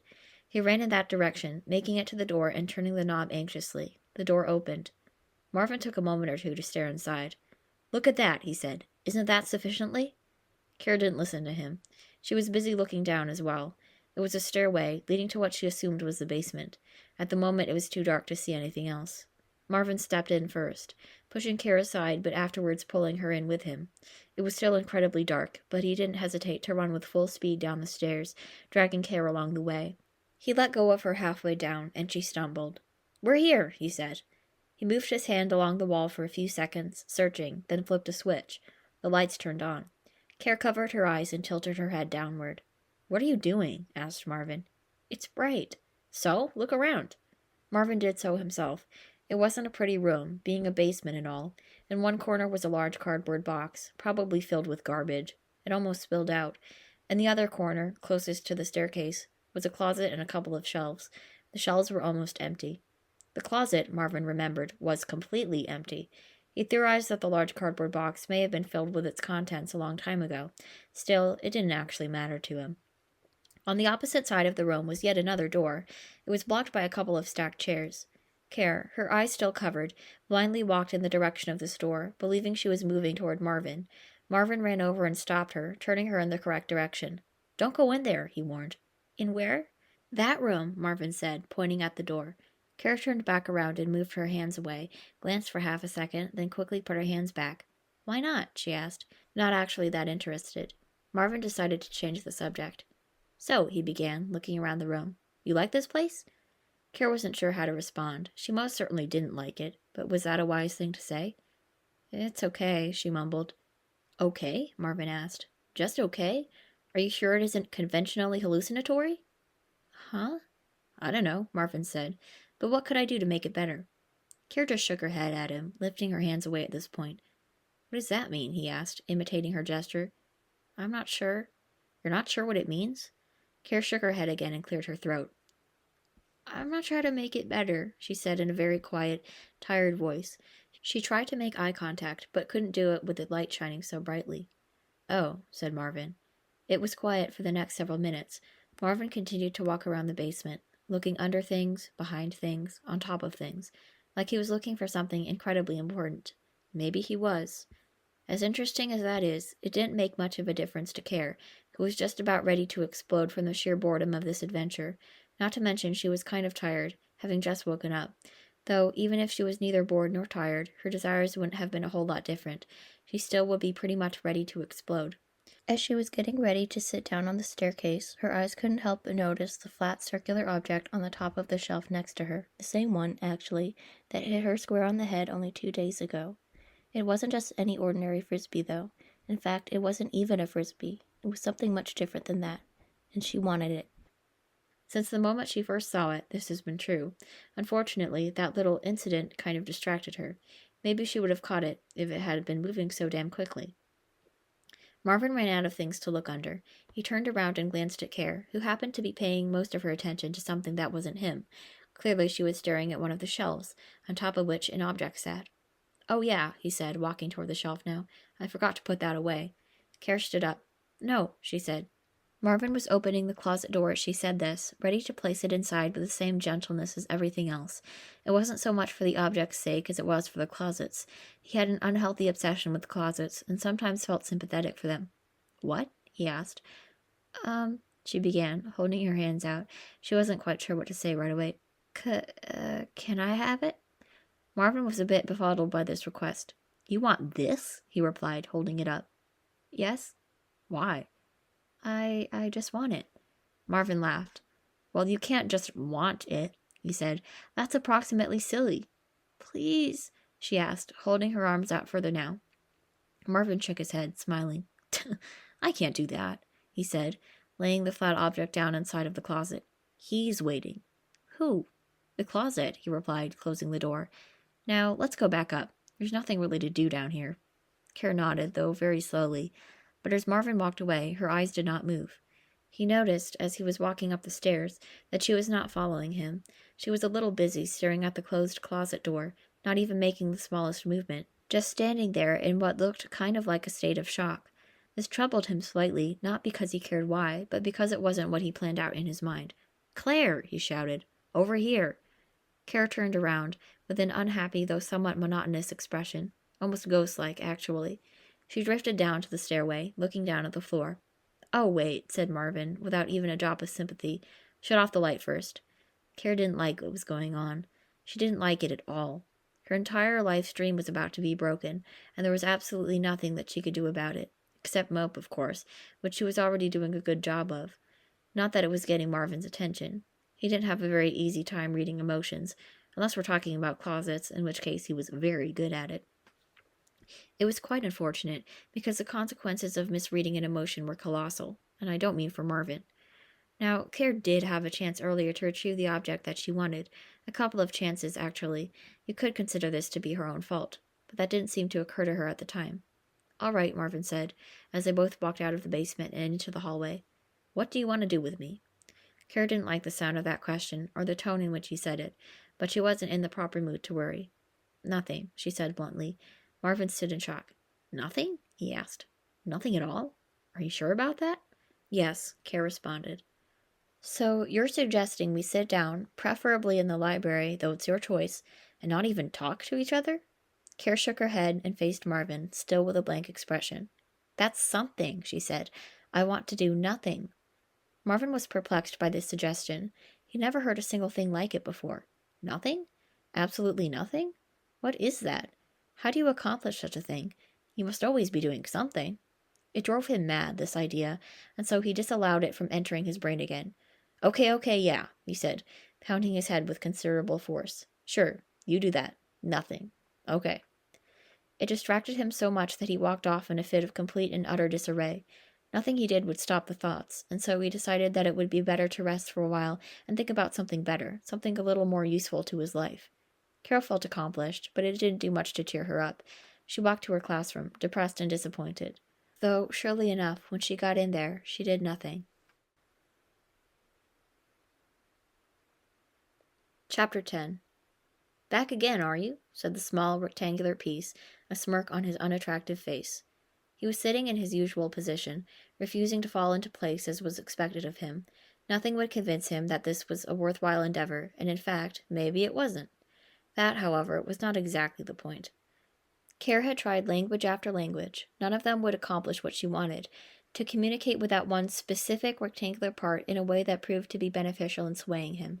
She assured herself that this was the only problem, that somehow she could not get through to him, that he didn't understand the big picture of what she was doing. There had to be some language out there that would allow her to convey this idea precisely, and if such a language did not exist, then maybe this was all hopeless. She almost couldn't comprehend that possibility, but more than one problem existed, and if any of them got in the way, then this would be over. Perhaps it already was. For that moment, though, she decided to ignore all of those problems and focus on the easy stuff, putting the engine together with the pieces that she had. "You could be doing better things right now, you know," said the piece, lying down on his giant sofa as Care worked. "Please reconsider. I almost feel embarrassed for you already." "Shut up," Care said, concentrating on the hundreds of pieces lying before her. They were all very similar, though unique at the same time. They were similar because they were all parts of the same thing, the happiness engine that Care had designed years ago and set off to build. It was a tough project, and thus would probably take countless years to fully complete. However, she had already spent 5 years on it. How much longer could it have taken? The pieces were unique in that each was an entirely different shape than the last. You couldn't even begin to compare them. Such a comparison would be a waste of your time and money. Yes, money would be necessary. You could describe the languages in which they spoke in the same exact way. If someone out there was a machine that could receive the shape of any object as input, analyze it, and generate a language based on that information, then these languages that Care spoke could possibly have been the output of that machine. The piece watched as Care completely ignored him. She wasn't even trying this time. "Look," he said, "I'm being stubborn for a reason. It's because I'm right, and the sooner you figure that out, the better." "Stop talking," said Care. She wasn't quite in the mood that night. The piece turned around and tried staring at the ceiling, which didn't actually exist, for a little while, but soon grew bored of this and looked at Care again. "Come on, you have to give up on me, Care," it said. "Yes, I agree," she responded. You agree?" "Yes." The piece didn't know quite what to say to that. He seemed to have gotten what he wanted, only to find out that he didn't actually want it that much. It definitely wasn't as satisfying as he had expected. "You win this time," he said in a grouchy tone, "but I'm still not letting you attach me to that damned machine." Care didn't respond. She was busy having a conversation in a completely different language. This new piece was flat and triangular. His language consisted of simple 3-letter words and 180 unique symbols, all of which represented the same sound but required a different number of eye blinks. It took a long time to communicate in this language, which literally drove the rectangular piece insane.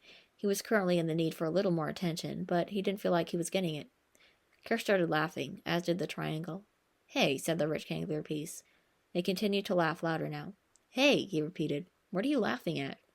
The laughter continued. The rectangle stood up from the sofa and walked toward Care angrily. "I'll have you know that I am no fool," he said. "You are not going to persuade me." Care still didn't listen to a thing he said. The laughing wouldn't stop. Somehow, even as life outside of the tunnels grew worse and worse, when she was inside of them, she could still manage to sit down and laugh at a good joke. And it was a really, really good joke. You couldn't even begin to imagine. The triangle happened to speak a language very well suited to jokes.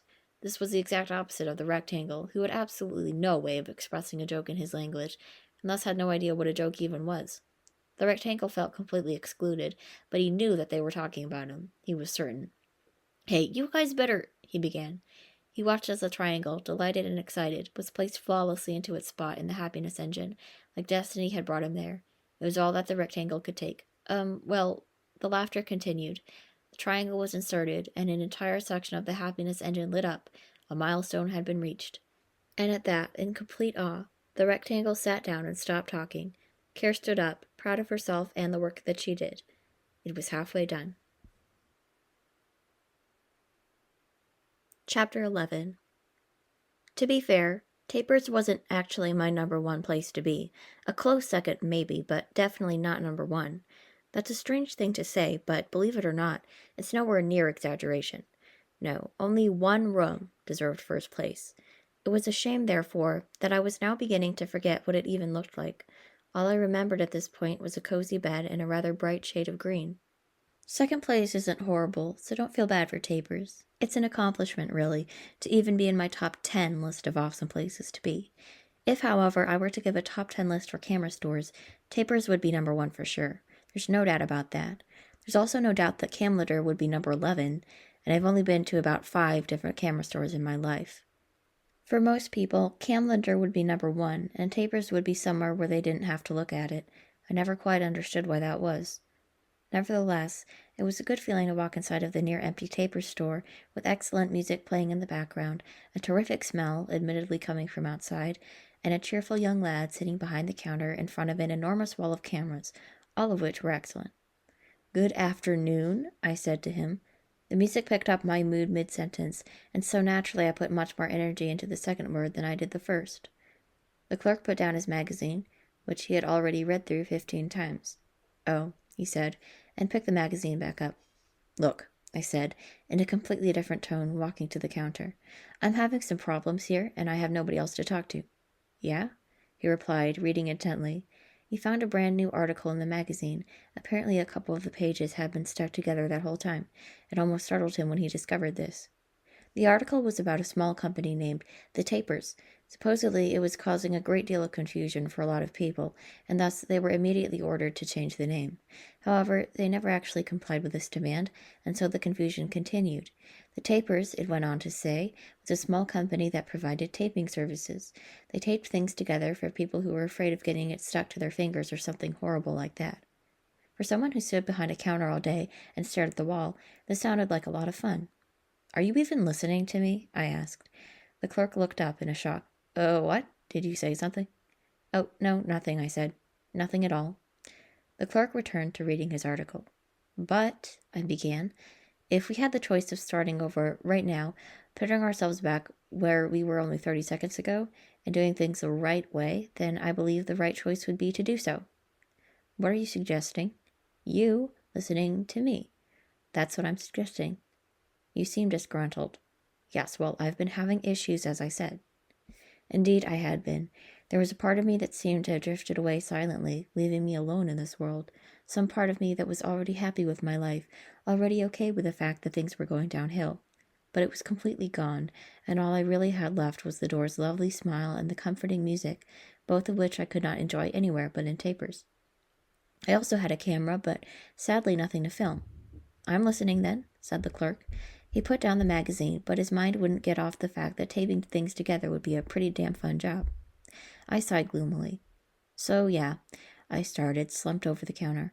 "I'm feeling worse and worse about myself now. It's killing me. I don't know what quite to do about it." The clerk held his hand up and began to say something, but I interrupted. "Oh, and," I said, "I'm very sorry for snapping at you. You're cool. We're cool. Okay?" He felt touched for a second, but the feeling went away soon after. "I've been thinking about this for a while now," I said. "It's tearing me apart, you know? I feel like I may have made the wrong choice." "Choice?" he asked. He was sitting down now, though he wasn't allowed to be doing so. Employees at Tapers couldn't sit. That was perceived as a sign of laziness and an overall lack of enthusiasm. It would be a joke, though, for him to pretend that he cared about that rule. I say this because he didn't actually care about that rule. "Yeah," I responded, "and I screwed it up. I ruined 2 lives." The clerk didn't feel like his question was answered, but it didn't really bother him. He didn't know what was going on anyway. "So, do you suggest I call her?" I asked. "Call who?" "My ex-wife. Did you even know what I was talking about?" "Well, actually, no." It began to rain outside. We both looked for a second and returned to our conversation. "She doesn't like me very much," I said. "That's it, really. I want to do something about it." "Then call her." "Oh, but I'm sure she'll hang up or something." Yeah, I would too." The sound of the rain reached its peak in volume, but slowly started to calm down. The clerk stood back up, in fear of somebody finding out that he was sitting down. As much as he hated the rules, there were consequences for breaking them. "I'm serious," I said. "What do I do?" "Go to her house. That'll show her." "Show her? I don't think you understand my intentions here." "Well, what in the hell are they?" "I want to get back together," I said. "That's it. That's all I want to do." He grinned for the first time ever. "And then you'll give her a piece of your mind?" he said excitedly. The grin on his face grew even wider. This is starting to make sense to me. I'm sure we can think of something." He was still wrong about my intentions, but I decided to give it a break. After all, he was about to help. "You're right, by the way," he continued. "Women are a mess. This one doesn't sound any different. I can come over there with you if you want." "Oh, no," I said. "It's all right. I'm good." "If you say so," he replied, shrugging. "But you'll need a damn sharp axe to replace me. I could lend you one." His new attitude began to disturb me. I hadn't expected this of him. I stepped back and shook my head. No, no, no," I said. "I think I've got this all covered, actually. You don't need to help at all." "Really?" "Really. In fact, I think I'm just gonna go now, seeing as there's definitely nothing else in here that I'm gonna need." I started walking slowly in the opposite direction toward the door. The rain wasn't something I was looking forward to. "Okay," said the clerk. "You go take good care of her." I closed the door. The life had been drained from her house. It was certainly there at one point, when things were better, but it seemed that was the past. There was a strange contrast between the house and its surroundings, like a thin barrier of nothing lied between them. You could have easily forgotten the time, assumed it was midnight, and turned around to see the sun shining as brightly as ever. It felt like this house was in constant disagreement with the world, like it wanted nothing more but to live its own life and not be subjected to the whim of the sun. There was indeed a contrast here, as the rest of the town was, at the time, pumping with happiness and activity. You couldn't have been in a better place, and I recognized this. In fact, on my way to this woman's house, I spotted at least 20 individuals dancing on the sidewalks, as if no other way existed to communicate one's satisfaction with life. One would be crazy to say that this town was boring, because it most definitely was not. In fact, even I couldn't help but feel happy. It was odd. As soon as I stepped outside, I was nearly blown away. A sudden burst of confidence rushed through my body like never before. I was going to meet her again. This was going to be the best day of my life. At that same time, it stopped raining. I was shocked, but delighted at the same time. From that point forward, I told myself that I would stop questioning things, and indeed I was successful at that. If only such a thing would have happened to the house. That poor, poor house. My ex-wife lived there, as well as her sweet little daughter. Ah, yes, I remember holding her once, but that was as far as I could bear to recall. Looking at that house, the black paint, the broken windows, everything you wouldn't want to see, I began to wonder what exactly could have happened. It worried me, but only served to boost my confidence. I felt like a hero, running in to save the day. Having already knocked on this door a few days ago, I had a good idea of what to expect. I knew that nobody would answer it, but somehow this seemed worthwhile anyway. Her door was staring me down. It had an interesting design on it that looked kind of like a frown. Not a good sign. I knocked, and then I waited. To my surprise, it didn't take long for me to begin hearing footsteps, and I knew that they were indeed footsteps because I could see them as well. Through the large window next to me, I could clearly spot her, in all of her beauty, walking to the front door. I didn't think I could possibly have gotten any happier, but guess what? It was happening. Though she didn't seem to bother looking out to see who it was. It had apparently escaped her that the window was there, which worked for me. If she had indeed looked out and saw me, then perhaps she wouldn't have answered the door at all. I was happy to rid my mind of that horrible frown on the door, for after the door had opened, it was brought out of my sight, and so it might as well have never existed. She stood there, staring forward, only to jolt back in surprise after the first second. "No," she said. "No, please no." "Hey," I said, waving awkwardly, and became silent for the next few seconds. "No," she repeated, shaking her head and stepping back. "Please go." "That's not a very good way to greet me. Aren't you going to say hello?" "I'm serious, leave. We don't need you." She was beginning to close the door, but I stopped her. "We, huh?" I said eagerly. "Where is she anyway? I'd love to see her." She was looking around now, thinking of what to do. I was making my first steps into the house, but she pushed me back. "Go away," she said. "Why would I do that? I just want to talk to you two."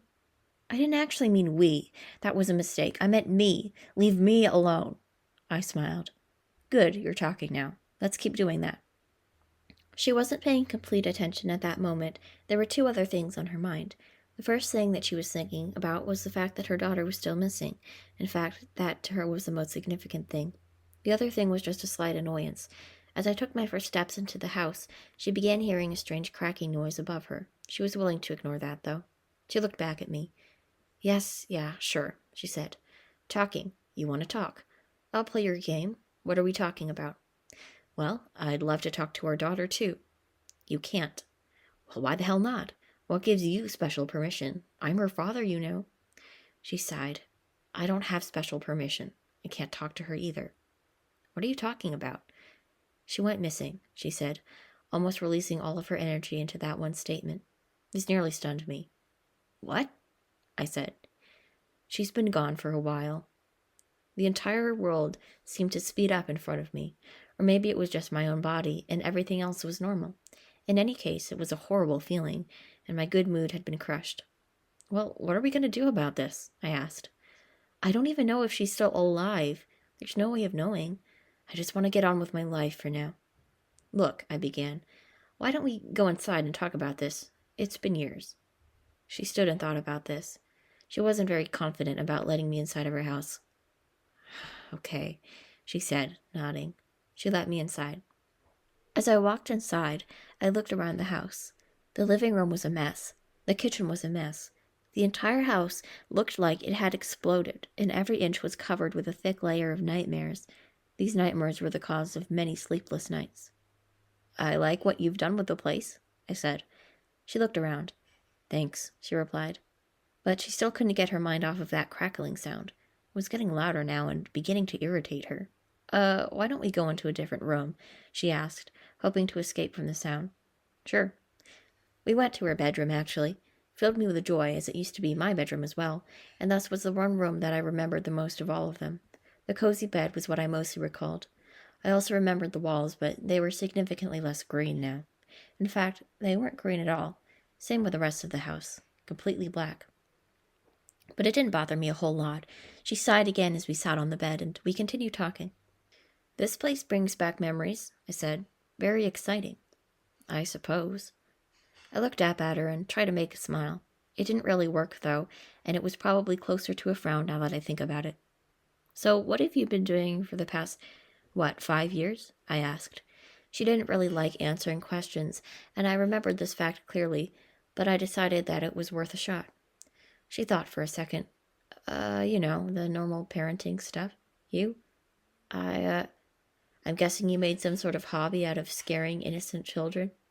What? You were chasing after Care with a camera. Is there something wrong with you? You don't have to answer that. I know it's true. I decided not to respond to that.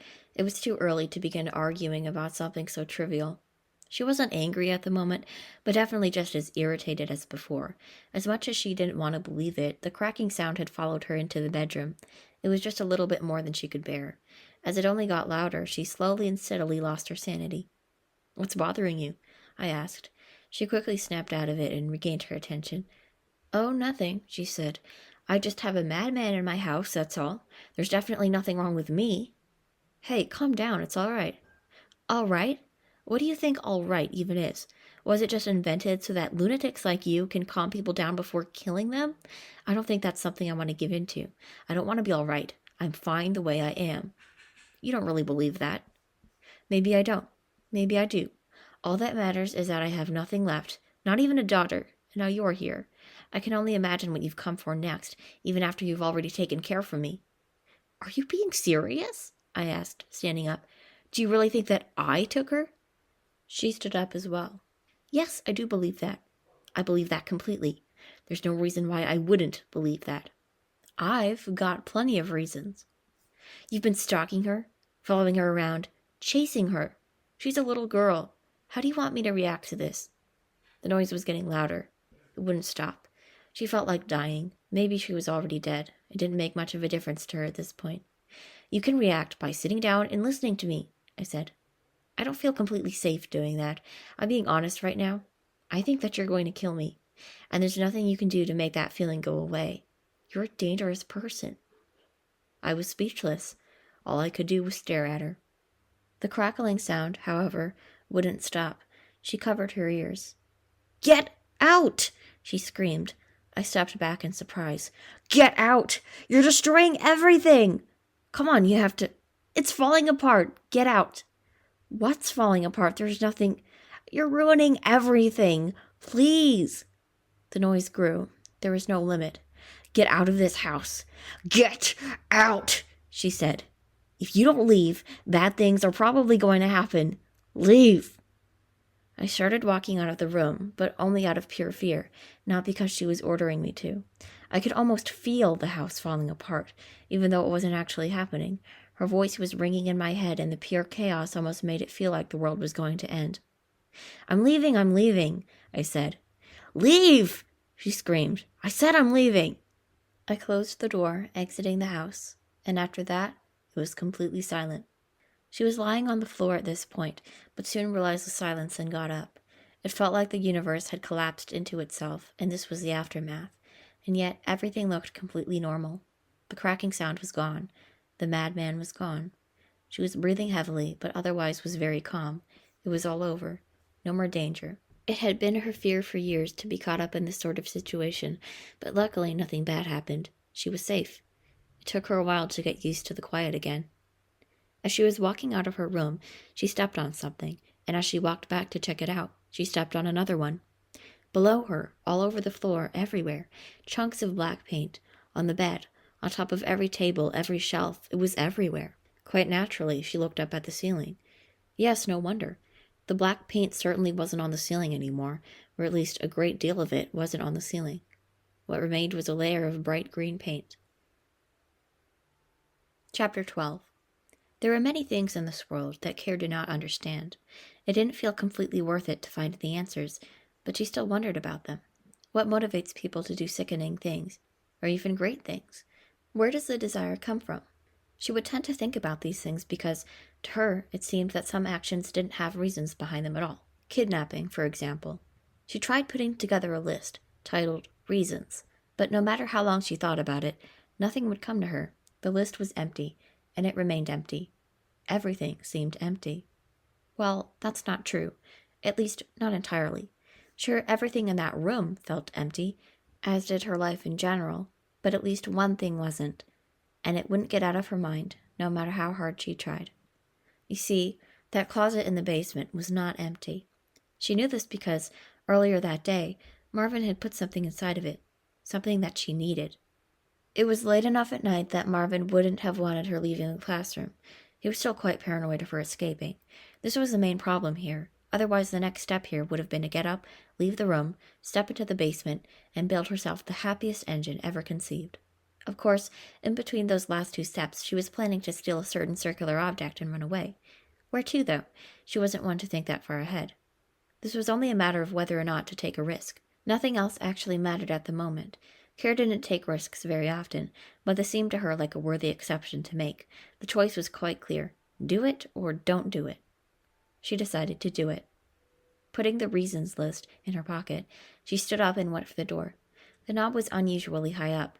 Care had come to the conclusion that Marvin put it there himself, just so he could watch her jump every time she wanted to reach it. By now she realized that he liked that sort of thing, but again, the reasons for this were way beyond her. He also liked to watch her run and crawl and stretch. In fact, that was one of the first things he asked her to do. He brought her into this very hallway, stood on the other side, and gave her directions while she followed them. She tried to ask him why, but all he would say was, "Strikingly stirring," and returned to waving his arms about and screaming. Few things, to Marvin, classified as strikingly stirring. That Care somehow accomplished it blows my mind. The hallway was quiet, which was to be expected in the middle of the night. She felt like every single door was staring at her, like they all knew what she was doing and didn't approve. But they couldn't have done anything about it, and they certainly couldn't have alerted Marvin. It bothered her quite a lot. Nobody was on her side. Though, even while this was a dangerous situation, knowing Marvin, the fear only began to hit her as she opened the door to the basement, and it hit her hard. The darkness may have contributed to that, but not necessarily. She could hear a strange noise coming from down those stairs. It intrigued her. After walking down, and thankfully not tripping, it was an assumption of hers that you could not successfully walk down a flight of stairs without tripping once. She flipped the light switch. Nothing unusual. The room was exactly how they had left it, more or less. I say more or less, of course, because of the noise. She wasn't completely concerned with it. After all, that's not the reason she was in the basement. But it was odd anyway. It sounded very mechanical, like some insanely complicated contraption. And it wasn't coming from that room. It was coming from somewhere next to it. Her first guess was that she was listening to the sound of a gigantic and complex washing machine with millions of probably unnecessary or redundant moving parts. But then she decided that it was probably unlikely. She chose at this point to stop thinking about it and to continue with her other nonsense. The closet door was looking at her. It knew what was going on, but sadly could do nothing about it. If closets could cry, this would have been a very good time for it. She opened the door. At this point, that crying would have turned into violent screaming. However, as she looked inside, only bad news stared back. It was gone. The circular object was completely gone. She looked closer, opened things, looked under things, but all that did was confirm it. She was devastated, but still couldn't quite accept it. What could have happened to it? Did Marvin come down and take it? Why would he have done that? Quite weird. Thinking about this made her suspicious. It wasn't like she was the only one trying to build a machine. She was sure that other people were attempting the same thing. She knew this for a fact, actually, for the pieces have told her these things countless times. And so, naturally, it becomes a possibility to her that she has finally met the competition after all of this time.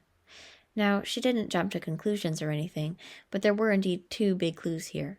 One, the fact that her circular piece had gone missing, not to mention how Marvin had denied her access to it earlier that day. Two, the horrendous sound coming from the room next to her. The sound was a clue because her own project, the happiness engine, made a very similar noise. The idea almost made her faint. She turned to the wall to her right, facing the noise, suddenly remembering the door. Yes, the door. Earlier, Marvin had told her to stay away from that door. He must have known. That was the only good explanation. He knew about the happiness engine. She felt exposed, like all of her secrets had been released to the world, all at the same time, and now the world was after her. Her next action was to reach into her pocket and retrieve her reasons list, as well as her pencil. Quickly, she jotted down a single bullet point with the following words next to it. Building sadness engine. It seemed to make sense, and at least it was a start. The door was blocked by a few stacked chairs, which she moved out of the way. She opened the door, her hand shaking. Yes. All right. She wasn't expecting to be right. Really, she wasn't. This was her attitude most of the time. She considered things all of the time, but deep inside didn't completely believe them. This wasn't the kind of thing a sane person would truly believe anyway. For this reason alone, the massive machine sitting only a couple of feet in front of her was more than just a shock. One half of it was entirely lit, while the rest of it didn't appear to be finished. In the center was a tower, and near the top of that tower was a flat, circular object, firmly in place. It was very high up. She knew what she needed to do. There were no longer any reasons to deny it. This was a sadness engine, and it was surely going to be finished in a matter of time. This was a very, very bad thing. If she didn't do anything about it, one could only imagine what would happen. Not to mention, one of the pieces that she needed was attached to it. It was likely the only circular piece in existence, assuring that only one engine is ever built. Care decided to climb the tower. She walked over to it, found a good grip, and pulled herself up. It actually wasn't that difficult, almost like it was designed for that kind of thing. And indeed it probably was, since there needed to be a way to get up there to put the piece on in the first place. The view of the engine from above was terrifying. Millions of moving parts, sharp ones at that. They could have pulled you in and cut you into pieces in seconds. New pieces, perhaps to be used to further expand it. She tried not to think about it, and continued climbing. She found the object and attempted to grab for it, only to realize that it was pretty deep inside, like it was glued in there or something. She made another attempt, once again failing. On her third try, however, she realized that her past two attempts had loosened it. It flew out at least 10 feet, which also happened to be less than the distance between the tower and the wall. Kara didn't expect what happened next. The entire machine, including the tower in the middle, began shaking, and while the noise was loud enough 2 seconds ago, it got louder. Care, in a panic, started climbing back down the tower, but was thrown off by a sudden explosion. Pieces of the machine began falling off. More explosions occurred, sending millions of small moving pieces all over the room, hitting the walls, colliding with each other. Care ran out of the room and slammed the door. 4 seconds later, she heard another explosion, this one much more tremendous. The entire building shook, and even from down in the basement, she could hear the sounds of hundreds of objects simultaneously falling off the shelves. After a few seconds, the sound was gone. Even the machine had stopped making noise. Care was alone with the silence, just thinking about what could happen next.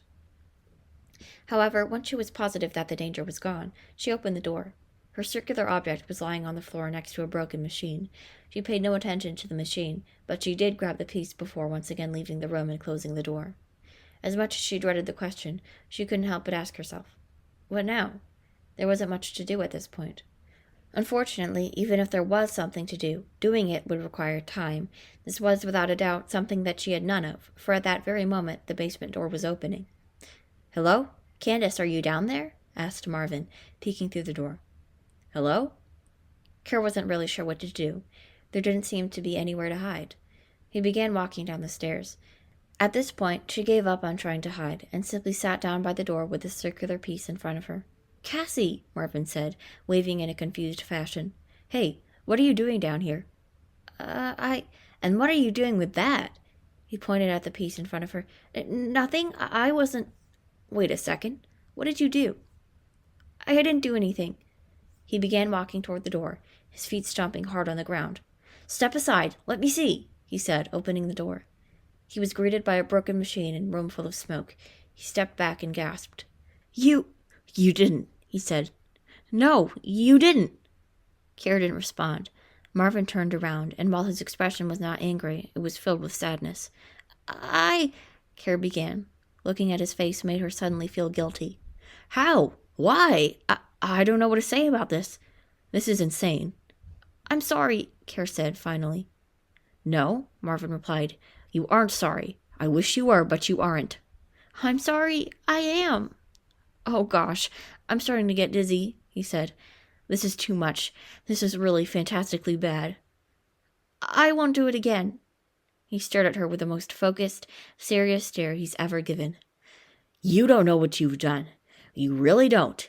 You don't get it. You're looking at years of work. Gone.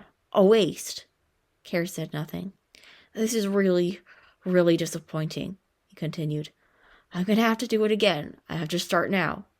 "No, you don't." "And you," he said, once again staring that horrible stare. "I need to give a punishment to you. That's what I do.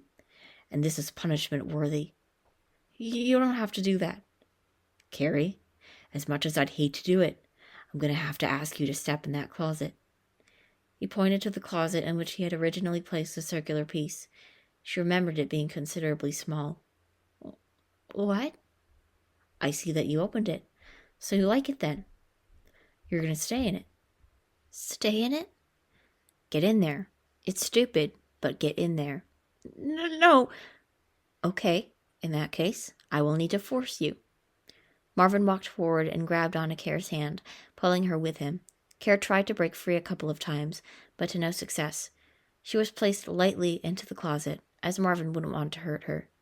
"I'm sorry about this," he said, holding her down. He let go of her and slammed the door. Chapter 13. After what happened, I was pretty much ready to consider myself the most unlucky person in the world. My life was a gigantic mess, and I couldn't fix it no matter how hard I tried. There wasn't much left to live for, really. I had my taper, newly purchased, and of course the taper store itself, but other than that, it didn't seem to be worth it. And even with the camera, I couldn't tape anything. Everybody else was equally depressed and boring, which means nothing ever really happened. Winning that competition was out of the question. In fact, after a while, I completely stopped bringing my taper with me, not like I would have used it. So that basically narrowed it all down to the taper store. That's all I had left. Once in a while I would think, just for a second, about what my life would be like without it. I never could wrap my head around the possibility. For the last 10 minutes, all I could bear to do was stare. It's the only thing I could pull off correctly, without hurting somebody or causing myself more distress. But the more I gazed at tapers, the more I felt the need to at least walk inside. "What happened?" said the taper's clerk, as I stepped into the store. I stopped and looked up. "What do you mean, what happened?" I asked. "Did you kill her?" "No," I said. "Maybe I should have, though." He appeared very disappointed. "Well, why didn't you?" he responded. For some very odd reason, he wasn't reading a Tapers magazine that day, and that wasn't the only thing that felt off. The store looked emptier than usual, and a few boxes were lying around that weren't there the day before. I couldn't help but feel distracted by this. "Hey," I began. "What's with all the boxes?" He looked around. Yeah, I've been working on that. Don't quite feel like doing the rest right now." "Doing the rest of what?" "Oh, well, Tapers went bankrupt and everything, so—" "What?" "Don't look at me, it's not my fault. I'm just a hungry employee." I began to panic very quickly. No, that's an understatement. I was having a complete meltdown. It felt like the entire world was going to collapse, and my body was going to break into pieces and become part of the mess. No, really, he continued. I'm incredibly hungry. I stomped my foot on the floor and screamed, "This is a disaster! Do you even realize?" Well, I'm not that hungry. He began muttering to himself about this, completely ignoring me. What am I going to do? I said, pacing around the room. When I reached the counter again, I stopped. What are you going to do? Me? Oh, I was thinking of working for that new company, the Tapers. Now there's a fun job. Nothing was worse than this. Nothing. It felt like a very suitable time to go insane, but I wanted to wait it out. This had to be a joke. Sadly, though, it wasn't. And what great timing. I was already pretty sure of it, but at this stage it was undeniable. I was the most unlucky person on the planet, at least at that moment. You can never really tell, for one would need to take every human being into account, but I was very certain. Is it really happening, man? I asked. Tell me you're just pulling my leg. Please, just tell me this is some kind of cruel joke. I don't joke, he responded. In fact, I don't really do anything. What do you recommend I do then? I mean, this is it, isn't it? The world is over. Everything is over. Not really, he said, feeling around the counter for something. I can still lend you that axe, you know. It's never too late. I don't need an axe. I need advice. Oh, yes, advice, he said, picking up a pencil. He began scribbling on a small piece of paper. My advice, however, requires an axe. And I have one. I see. Would it help me in this situation? Oh boy, yes. Well, maybe. I don't know. Well, does it involve murdering my ex-wife? Nope, not at all. He continued drawing on the paper, pressing the pencil down hard. I waited. Okay, then, I said, tapping on the counter impatiently. What's the plan? He made one last marking on the paper and slammed the pencil down. It rolled off the counter while he wasn't looking. He slipped the tiny piece of paper toward me and pointed down at it. I looked down.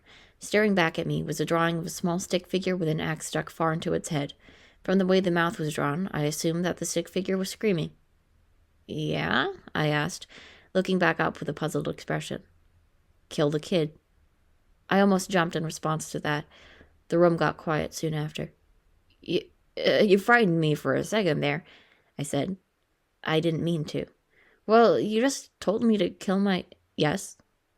Once again, the room filled with silence. In that short period of time, it felt like nothing was actually happening, like the world was waiting for the conversation to continue. Perhaps it was anticipating my response, hoping I would say something important or interesting. It felt relieving that the world was actually pausing itself. This kind of thing just didn't happen. Time never waited for me before. Every moment of my life was spent catching up to it.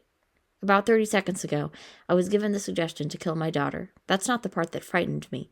He also suggested that I use an axe, one that he could have easily lended to me. That didn't frighten me either.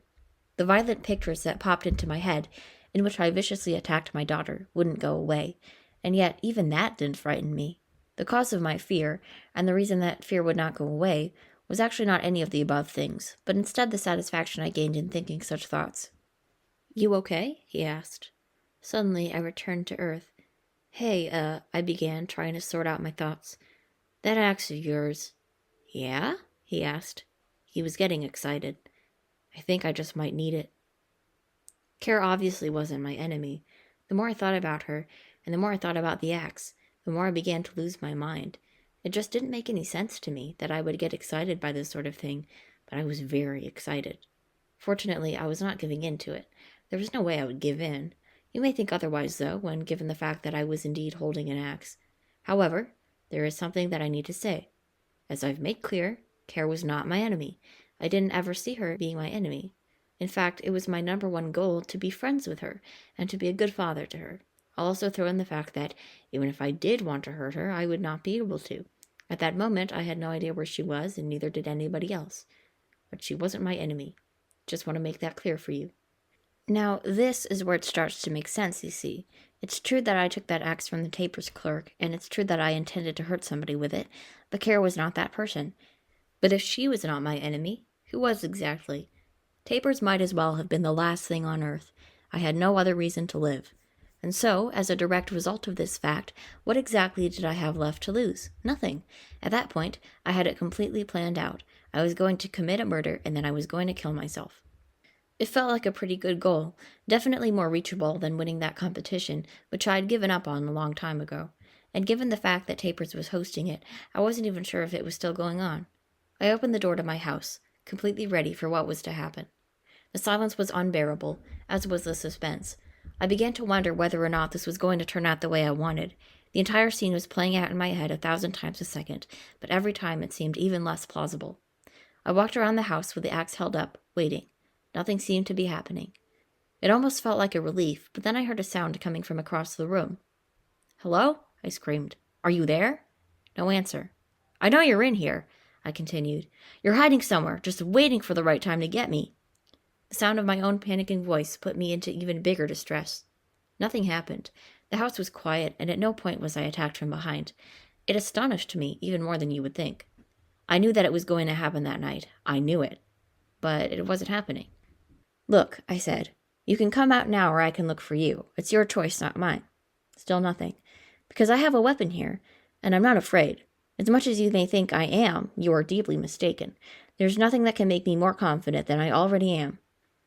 I had the strangest feeling that I was talking to myself. I knew this couldn't have been true, but still it almost haunted me. The question of whether or not I was wasting my time rushed through my head. There was also the risk of looking like a fool to myself forever. And still, as I stood there, nothing happened. What a joke. What a horrible, horrible joke. Nothing was going to happen. Nothing was ever going to happen. As I walked to my couch, feeling like a complete and utter fool, I couldn't help but think about whether or not I really would have done it. I reached for my remote and turned on the television, then sat down on the couch. Ridiculous. Just ridiculous. It's not often that people became as confused as I was at that moment. I had assumed that something was going to happen. In fact, I was sure of it. And yet it didn't happen, no matter how much I was prepared for it. I was ready to completely end it all that night. But it didn't seem like that was going to happen at this point. Maybe it would never happen. My mind was getting ready to shut down, exhausted by the strangeness of this situation. In fact, it did shut down for a second. That's why, as I sat down in my comfortable couch, not once did it register that there was a large man standing to the left of me. "Get up," he said. I immediately flew off the couch in surprise, falling to the floor. My head hit the corner of a table and I screamed in pain. The man didn't look very happy about this. I stood up and got a good glance at him, first noticing that his clothes were made of a very shiny metal. Closer observation revealed that he was wearing a tie made out of rock. I was staring at Hill. He noticed the axe, which was still in my hand. He knew right away who it was intended for. "I'm not proud of you," he said, glaring at me with his powerful glare. "You were going to kill me." He stepped forward. "Oh, no," I said. "You've got it all wrong. I wasn't going to kill you." "Who then?" "No one. I wouldn't kill anybody. I'm not a violent person." He began walking faster now. "Please stop," I said. "I'm not violent, I promise." However, in direct contradiction to what I just said, almost by reflex, I threw the axe in his direction, bounced off his head, and hit a window. Hill stopped talking. He stood in silence with his eyes closed. Seconds later, he began screaming at the top of his lungs. The entire house began shaking, and I tripped. My head hit the corner of the table again, same corner too. The house continued to shake, and I lied on the floor, holding on to my head. Suddenly, he stopped screaming. "You are worthless," he said. "You have no reason to exist, at least not right now." He started to walk toward me again. I was helpless, having lost my ability to move. He proceeded to lift his foot into the air and stomp on my head, not enough to crush it, but definitely enough to cause severe pain. "Your life needs fixing," he continued. "A lot of fixing." He gave me one last kick to the head and pulled a small notebook out of his pocket, as well as a pen. The pen was made out of rock, just like his tie. He looked very good with it. After having written something in the notebook, he tore the page off and placed it on my head, leaving soon afterwards.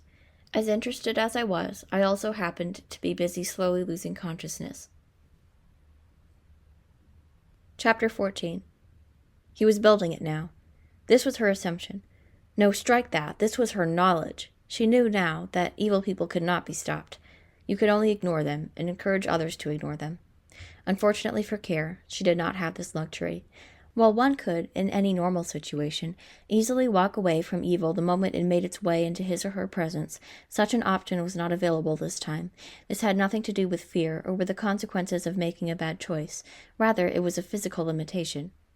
Care's physical limitation was a lack of strength, more specifically, the strength required to break open a closet door. She was never very confident in her ability to do so, but nevertheless she tried it several times. While this feeble attempt didn't exactly earn her the freedom she sought, it did earn her considerable pain.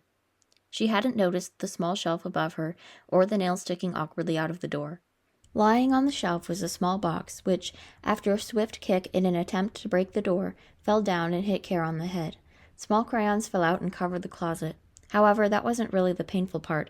The painful part was that her foot had kicked the precise location of the nail. Marvin was far too busy and stressed out to notice the scream and subsequent crying. Building his machine all over again was not his idea of fun. Weeks of work were ahead of him, weeks in which he could have been having real fun. He didn't intend to open that closet door until he was finished. It had completely escaped him that, for a normal human to survive, they must be fed. Not to say that Marvin didn't have this need, he simply forgot that other people worked the same way. The closet was black inside. The nail was red on the tip. The crayons came in many different colors. Care wasn't a fan of colors. She always thought that there were far too many of them. Most of them were a waste to her. Red was horrible, blue was cold, orange was ugly, and the rest were simply useless. Except, of course, for green. Green was nice. But green was simply a memory of the good days, when life was synonymous with happiness and peace, when things were much more clear to her, and when nobody bothered to sleep. Getting tired of anything was an unfamiliar concept. She was brighter back then, more energetic back then, but that was all gone. She had practically forgotten how to count. It was impossible to sleep, you see, and every night she would count as many sheep as necessary, which was usually several thousand. Only problem is that she would skip from 519 to 571 in an instant. Several sheep were not getting the attention they wanted. Everything was beginning to fall apart. No, actually, that's not true. That happened a long time ago. Years ago. She was ready to give up. The closet began to morph and fade away. The walls were consumed with liquid, and the colors disappeared, along with everything else. Care began to drown in her own thoughts, her own fantasies, her own tunnels. They lifted her up, these thoughts, and sent her into the ceiling. Numbers, structures, complications. They attacked from all sides, and all that remained was a pile of crayons on the floor, wondering exactly what happened. One explosion, several explosions, crackling sounds. A bed, a window, dolls. The walls were green, perfectly green. Nowhere else in the world was there a better green than the one she was staring at. Suddenly it started to glow. "I'm going now," said a voice in the distance. It echoed around the room a couple million times. "Where?" Care asked, sitting on the bed. She waited several minutes for a response, but got nothing. "I'm going now," the voice repeated. This time it only echoed for half a second, and the voice disappeared forever. Silence. The walls began to fill with a sickening black liquid. It spread around evenly until the entire room was covered. Care looked around in awe, watching the transformation. The liquid rose up and covered the bed, as well as everything else. She stood up and screamed. Her legs were covered, and it was slowly continuing to rise. She slipped and landed on the floor. The liquid reached her head and started making its way around her face. It dried in a matter of seconds. There were crackling sounds. All she could hear were crackling sounds. A gigantic clump of black paint peeled off of the ceiling and fell down to the floor. Yet another layer lied behind it. The green was gone, almost like it had never existed. Another clump fell. Still no green in sight. This continued for a long time. The clumps collected in an enormous pile, under which was Care, struggling to break free. Buried in the paint, she had nowhere to go, and the pile was getting heavier. The green never showed up. More layers of black paint revealed themselves, falling down and adding to the pile. Breathing ceased. This didn't feel like a tunnel. This felt like something else. Almost like life as she knew it was already one big tunnel, and this was reality. But what happens when you die? Do you enter the tunnel again? Surely enough, this is exactly what happened. Care sat down on a pile of crayons, scattered around the closet, and looked up at the ceiling in fear. No paint, no clumps. Unfortunately, being trapped in the closet probably wasn't any better than being trapped under a large pile of black paint. In the distance, she could hear Marvin walking about. He was still working on the machine, and he was going to finish it. She picked up a green crayon and began coloring the door. Chapter 15. I knew the world was nuts by now. This wouldn't have happened otherwise. What exactly would have happened otherwise? Well, there were a couple of obvious things. One, I wouldn't have been sitting in the driver's seat of my car, moving towards some destination that may or may not have existed. That's a given. Two, I wouldn't have been given the directions in the first place. That's definitely something that wouldn't have happened in a normal world. In fact, if this world were indeed normal, if it were indeed predictable, that person wouldn't have even made his way into my life at all. Another given. And three, my daughter would probably have been sitting safely and peacefully inside of her own home, instead of in some unknown place somewhere on this planet, or not on this planet. Not so much a given, more like a guess. A hopeful guess. Of course, while not everybody would be willing to believe something that a man dressed in metal told them, it seems plausible that Care's location was not a mystery at all. At least, not anymore. Not that he directly said anything like that. In reality, the last thing that Hill had told me before kicking my head and leaving was, "Your life needs fixing. A lot of fixing." This was something I knew already.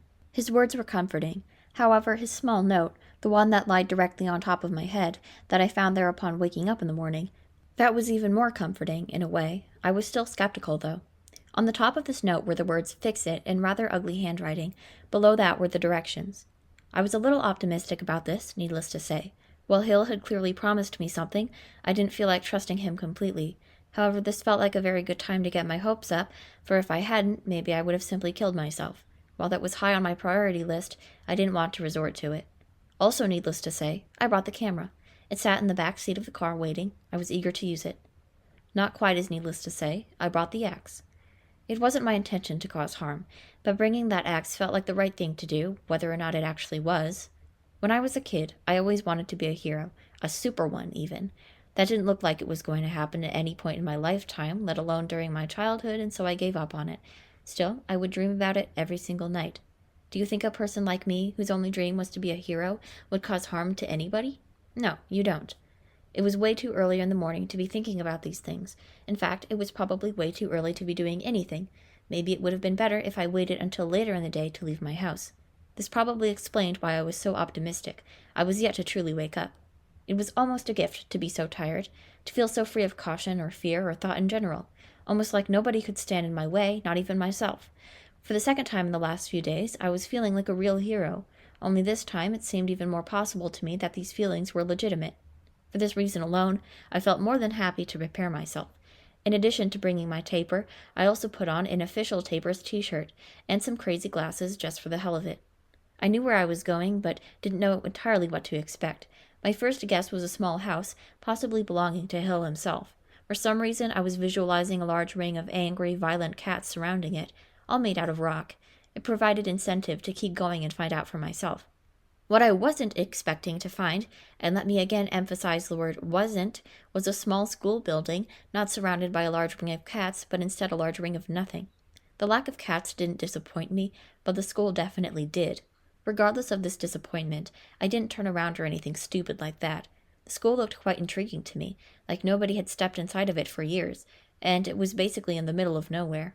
Hill didn't seem like the kind of person who would waste my time. I got out of the car, the camera in my hands. The school was lovely. It looked old, very old actually, but you could just feel the playfulness, the innocence, just by standing next to it, even though none of that actually existed anymore. Just standing next to the school created an astounding feeling. It made me shiver. I held the camera up to capture this moment. Beautiful. My mood was lifted. After a few moments of complete silence, reflecting on life, staring into nothing, I took my first steps toward the building. It pulled me. I began running. It was almost like only one direction existed, and taking into account that life was short and finite, I chose to dash forward in that direction and go as far as I could possibly go. Of course, the time it would take me to reach the front door of the building was finite as well, and so I held my arms out in preparation. I opened the door, bolted inside, and then closed it, all in one swift motion. It all felt very natural to be doing this. Though, as soon as I closed the door, the feeling went away. The school's interior was nowhere near as magical. The room was quite large, though it was fairly empty. There were only 3 doors, as far as I could tell at least. I never looked at the ceiling or anything, though I admit that it would have been rather odd to find a door on the ceiling, one of which must have led to the classrooms. The others were probably stupid and boring, like offices and probably a library or something. Schools in general aren't very interesting. This one, though, looked rather amazing from the outside. I still didn't quite understand why there was such a difference there. "Hey!" I called. My voice echoed around the room. "Are you there? Answer!" I knew Hill was waiting for me. He was always waiting for me. There was no longer a point in my life where I could feel safe from him. And yet, I received no response. Nothing happened. "Hey!" I repeated. "Please come out." I was tapping my foot on the floor impatiently. "I'm here," I said. "I would like to negotiate with you." Nothing. This was a very irritating moment for me, partly because I didn't feel in the mood to go around exploring a creepy old building, and also partly because I was beginning to get a horrible headache. No, really, it was a bad headache. I trudged over to the door in front of me, dreading every step, and opened it. A hallway, how fun. At the end of it was yet another door, though considerably darker. It gave me a bitter look, that door, almost like it didn't appreciate my presence. What an odd thought. It was because of this that I arrived at my conclusion to try that door first. "I know you can hear me," I said, walking down the hallway. "You're looking at me right now, grinning, laughing." I could almost hear him laughing, mocking me. The laugh sounded mechanical, like some sort of machine pounding away at nothing. It was like a washing machine, actually, a gigantic and complex one. And I could actually hear the sound quite well. It was getting louder by the second. In fact, it was shaking the entire building at this point. I could hardly keep my balance. I reached out for the doorknob, though not before tripping and hitting my head on it, making my headache even worse. As I opened the door, ready to pounce inside, I realized that it was actually a door to the basement. If I had gone through with that action and jumped inside, I would have surely fallen and broken several bones. That wouldn't have felt very good. Interestingly, I didn't really have to open the door very wide before it flew open all by itself, and at the moment the sound got even more intense. My taper was ready. I could tell that he enjoyed this. He wanted so badly to finally catch Hill on film and show him to the world. He wanted him to be exposed once and for all, to lose everything. Don't tell anybody, but I kind of wanted those things as well. Hill himself didn't know this. He was falling straight into my trap. As soon as I finished negotiating with him and retrieving what I came for, I would unleash my plan. I couldn't help but laugh a little. Hill was going to bow down to me before the day ended.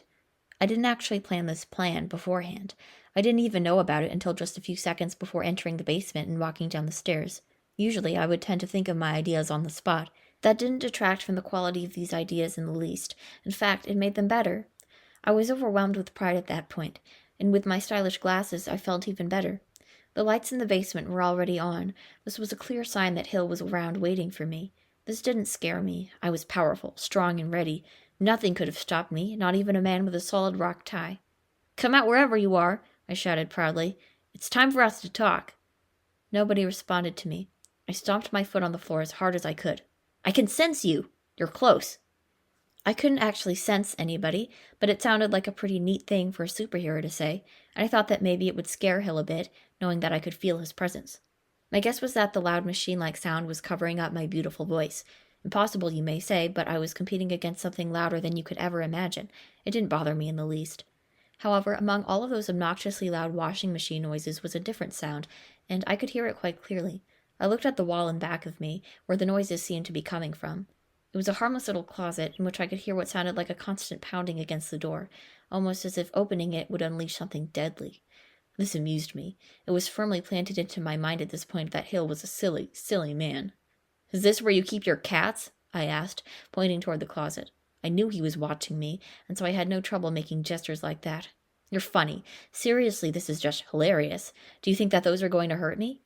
I was used to getting no reply at this point. "Honestly, pathetic," I continued.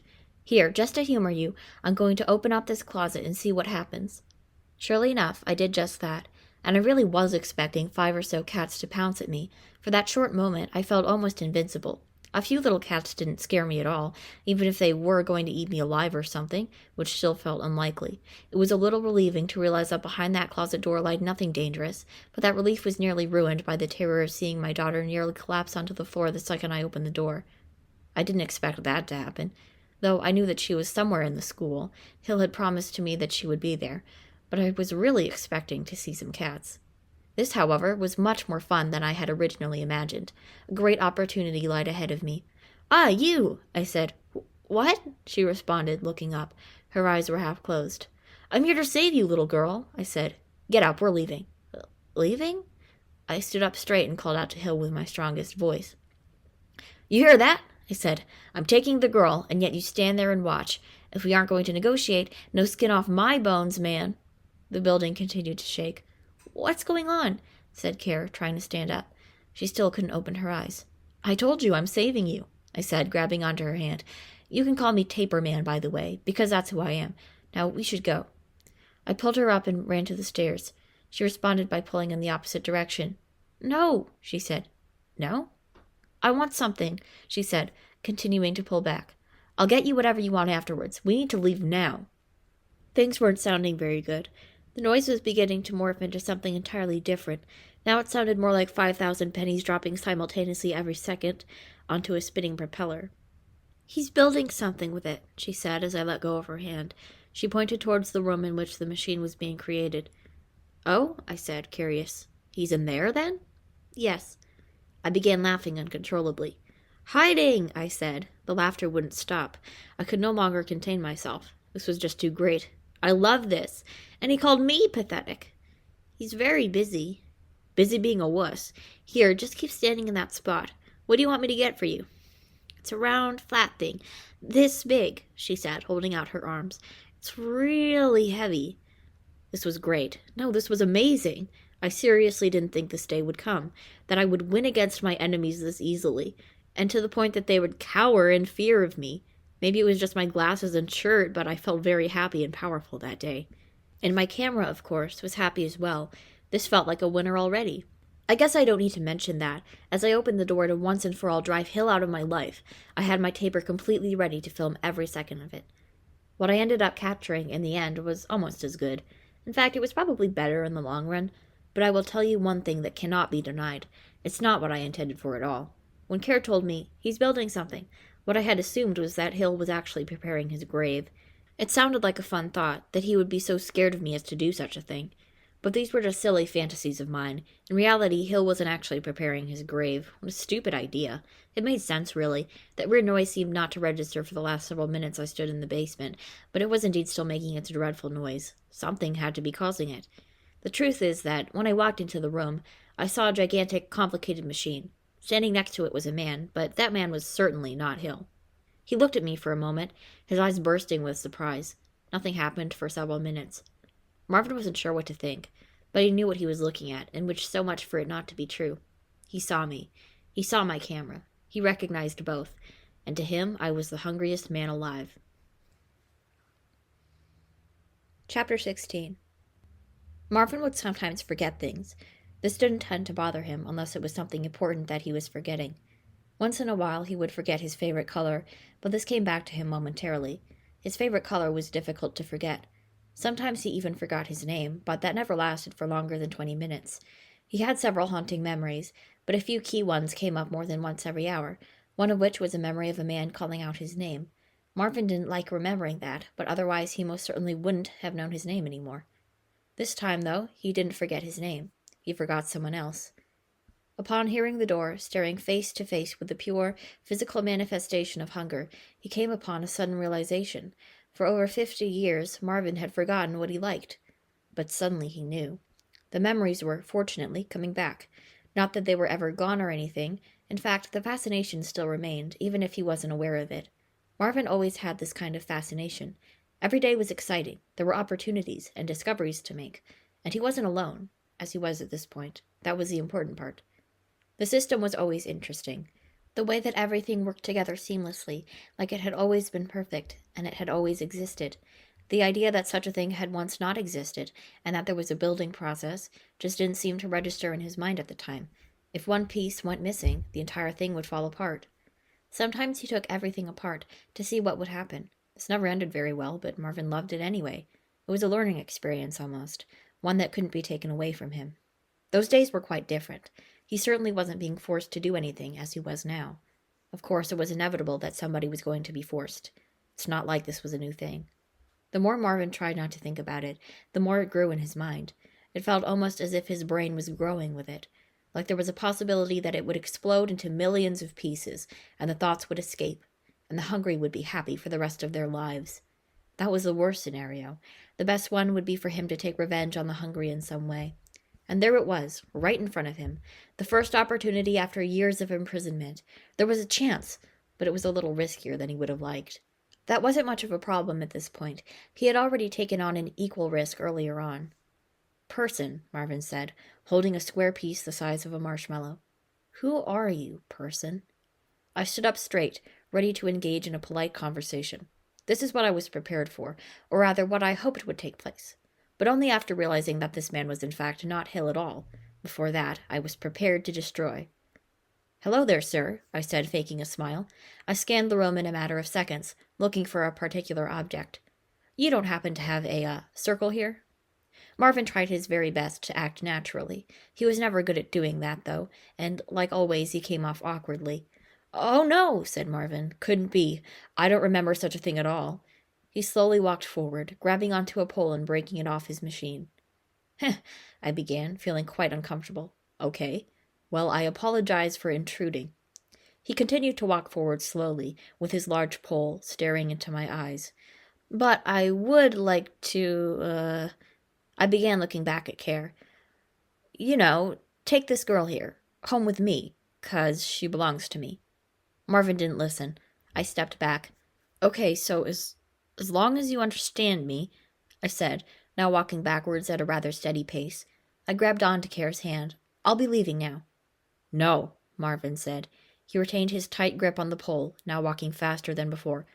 "Well, yes," I said. "No." Care whined for a brief moment. There was an awkward silence. I took a quick dash up the stairs, pulling Care with me. Marvin swung the pole forward, nearly hitting both of us. It flew from his hands and broke the closet door. Marvin said nothing. He didn't even appear frustrated. He simply ran up the stairs after us. Care pulled in the opposite direction. "Care, quit it," I said, opening the door to the hallway. "How do you know my—" she began. Marvin tripped on the stairs the second he began walking up, hitting his head. He nearly screamed. We both looked down briefly as he lied there, motionless. "That was pretty hilarious," I said, holding up my camera and filming this priceless event. "Now let's get out of here." Felt kind of strange. Like, this was easier than it should have been. Hill was nowhere to be found, and his replacement was a fragile old man. Nothing about that felt right to me, and surely enough I was on my toes as we made our way through the hallway and out of the building. I was expecting a fight. I was expecting murder. Everything about the situation was frustrating. I knew that Hill was going to come back eventually, and I needed to be ready for that. At the same time, though, I didn't want to be ready for the rest of my life, spending every minute preparing for the fight. It just didn't feel like the correct thing to do. Regardless, there was nothing that I could do about it. I didn't want to seem angry. This was supposed to be a good moment for me. I found Care. I was about to take her home. Care continued to pull, though. I tried to ignore it as I opened the door to my car. "Taper man," she said. "We need the circle." "We don't need any stupid circle, Care," I replied, sitting down. "This is important business here." "Oh, but—" "Get inside," I said.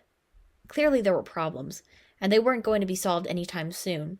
It was possible that I would die, but that wasn't an issue for me. "Can we get the circle later?" Care asked, sitting down and closing the car door next to her. "No," I said. I started the car and we drove off.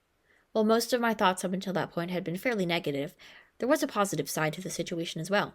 My plan was to bring Care home to her mother. That was the obvious thing to do after all. But it meant something good.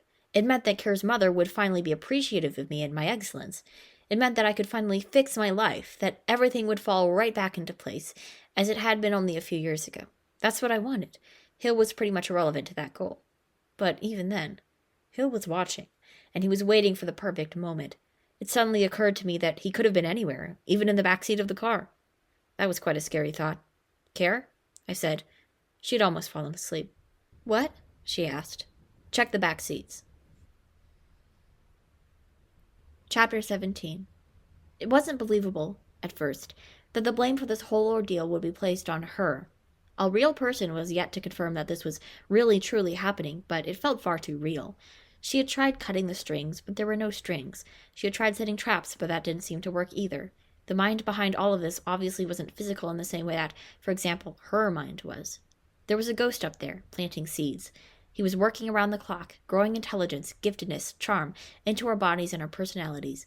But he favored the pretty ones, the few lucky souls remaining in this world, preparing for the wonderful future that would no doubt lie ahead of them. We were only not born with this knowledge necessarily, the knowledge that only a few lucky individuals would be given the gift. Rather, we were taught this concept repeatedly. For the moment you were born, you knew which side you were on, and every single day someone would be bold enough to bring up the distinction between them, because there was an obvious difference, one that couldn't be forgotten. They would go on for hours about this, and the gifted ones, they would grin the entire time. She could still picture them smiling. All of them. Maybe even laughing. But this time, it wasn't a laugh. It wasn't even a smile. It was a bright light staring down on her face. It represented every horrible thing that had ever happened, every single lost opportunity. And it was proud. "Shut up," Care's mother said. She shook the terror from her face, picked it out of her eyes, and returned to her prior position. But the lamp would not quit staring.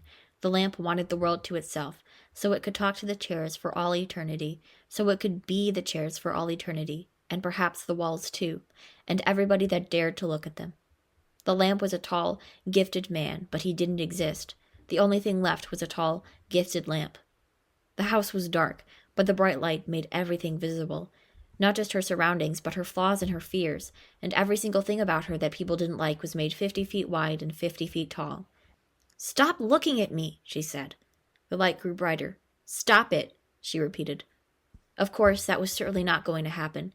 The lamp man was getting just what he wanted, but unlike other people, he knew of her flaws, and he accepted them. He wanted nothing more, however, than to be alone with himself, and the only way to do that would have been for both him and Care's mother to morph into one. That would be his happy ending, as well as everyone else's. Nobody would bother getting in the way of such a thing, except, of course, for one person, and that person didn't matter anymore, for he was off on his own impossible adventure, saving somebody that couldn't have been saved. The lamp man had planned this out for a very, very long time. You see, the day before all of this happened, he had approached this person. He proceeded to have a nice, civilized chat with him, before leaving a small note and sending him off to his doom. And that was it. That's all it took. "Say something," Care's mother said. She couldn't control any part of herself anymore. "Don't just stand there and stare at me. Say something." She grabbed hold of the lamp and shook it violently. The light flickered on and off, as if to get her attention. "You will stop," said the lamp. She let go of it and stepped far back, bumping against the wall behind her. The lamp continued to shake before finally coming to a rest. The room was silent for a full minute. "You surprised me," she began, standing up straight. "I didn't think it was you." "Get over here," the lamp said. She walked back to the table where the lamp stood. It began to flicker again. "What?" she asked. "I want to dance," he said. "Right now." The light ceased its flickering. "Oh," she responded, picking up the lamp. Everything seemed to make sense, even though none of it did. "If you say so." She tried her very best to hide her happiness. "Hey, Care," I said. It was raining quite hard. The sound was almost frightening, like every single droplet of water had several reasons for wanting both of us to die a slow and painful death, and they were going to make that happen as soon as possible. You could definitely hear the determination. Care didn't seem to take notice, being asleep and everything. "Care," I repeated, tapping on her shoulder. Perhaps she was dreaming about rain, an alternate reality in which the rain droplets had succeeded in their primary goal. It sounded like a thrilling dream to me. "Seriously, Care, wake up." I shook her several times, accidentally hitting her head against the car door. Whether or not she was awake before this happened didn't really matter at that point. She grabbed her head and groaned. "Why did you do that?" she asked. "I have a question," I replied, still shaking her. She broke free and pushed my hands away. A few seconds passed and nothing happened. Care looked at me like she was waiting for me to continue. "Okay, so what time is it?" I asked. The rain began falling even harder than before. It surprised me quite a bit. "I don't know," she said. She pulled down her sleeve and covered her watch, looking away. "That was my question, though. You have to answer it. Those are the rules." "Rules?" she asked. "This is a game, Care. Keep up, will you?" I figure that, with kids, you needed to make everything a game. It seemed to make sense to me, though I can't say I ever understood children all that much. "I don't know what time it is," she replied. "You have a watch under your sleeve. I'm not an idiot." She pulled her sleeve back slowly, lifting her arm. I looked forward and checked the time. Almost 10. "Care, pardon me, but—" I began, grabbing her arm and holding it up. "What are you doing with my watch anyway?" Care pulled her arm away. "It's not yours," she said. Possibly realizing that brute force wasn't the answer, the rain calmed down, but it still stuck around, with hope that somehow a miracle would occur and everything would go according to plan. Never in the history of the earth had this happened, but the rain never gave up. I always wished that I could be just as determined to accomplish my own goals. Maybe that wish finally came true. The pride spread through my body in a sudden jolt. I almost exploded with glee. "Of course it's mine, Care," I said, "but you wouldn't know, unless I told you my secret." Care's eyes widened. I had all of her attention from that moment forward. "Secret?" she asked, sitting up straight. "Oh, yes," I began. "I have many secrets. You see, behind these amazing glasses is somebody that you may know very well." "That's not a secret," Care said, laying back in her previous position. "Those dumb glasses don't hide anything." "Huh? What?" "You chased me down to my house with that camera," she said, pointing to my taper in the back seat of the car. The taper looked just as proud as I was. If it could smile, then damn would it smile. "Ah, good job," I said. I took my glasses off anyway because they were really bothering me. "But that's not nearly good enough. What else do you know about me?" She pondered this question for a while. The rain continued to calm down until it had completely vanished. "You have a car," she said, "and you're driving it now. You also know me, and your camera looks cool." I could almost feel a taper's joy from hearing that. He had never received any kind of compliment before. "Nice," I said. I was going to say more, but I realized that we were arriving at her house. Everything became very, very clear at that moment as the car came to a stop. There was a long silence, and Kara peeked out to see a familiar house in front of her. It would have been more thrilling if the black paint and memories associated with it hadn't seemed like a quick slap to the face, though at the same time it was much better than a closet. "Care," I said, "this is it. You can't even comprehend how amazing this is going to be." She didn't look excited, but she certainly wasn't miserable either. "I want you to follow these simple orders," I continued, opening the door. "First, you wait.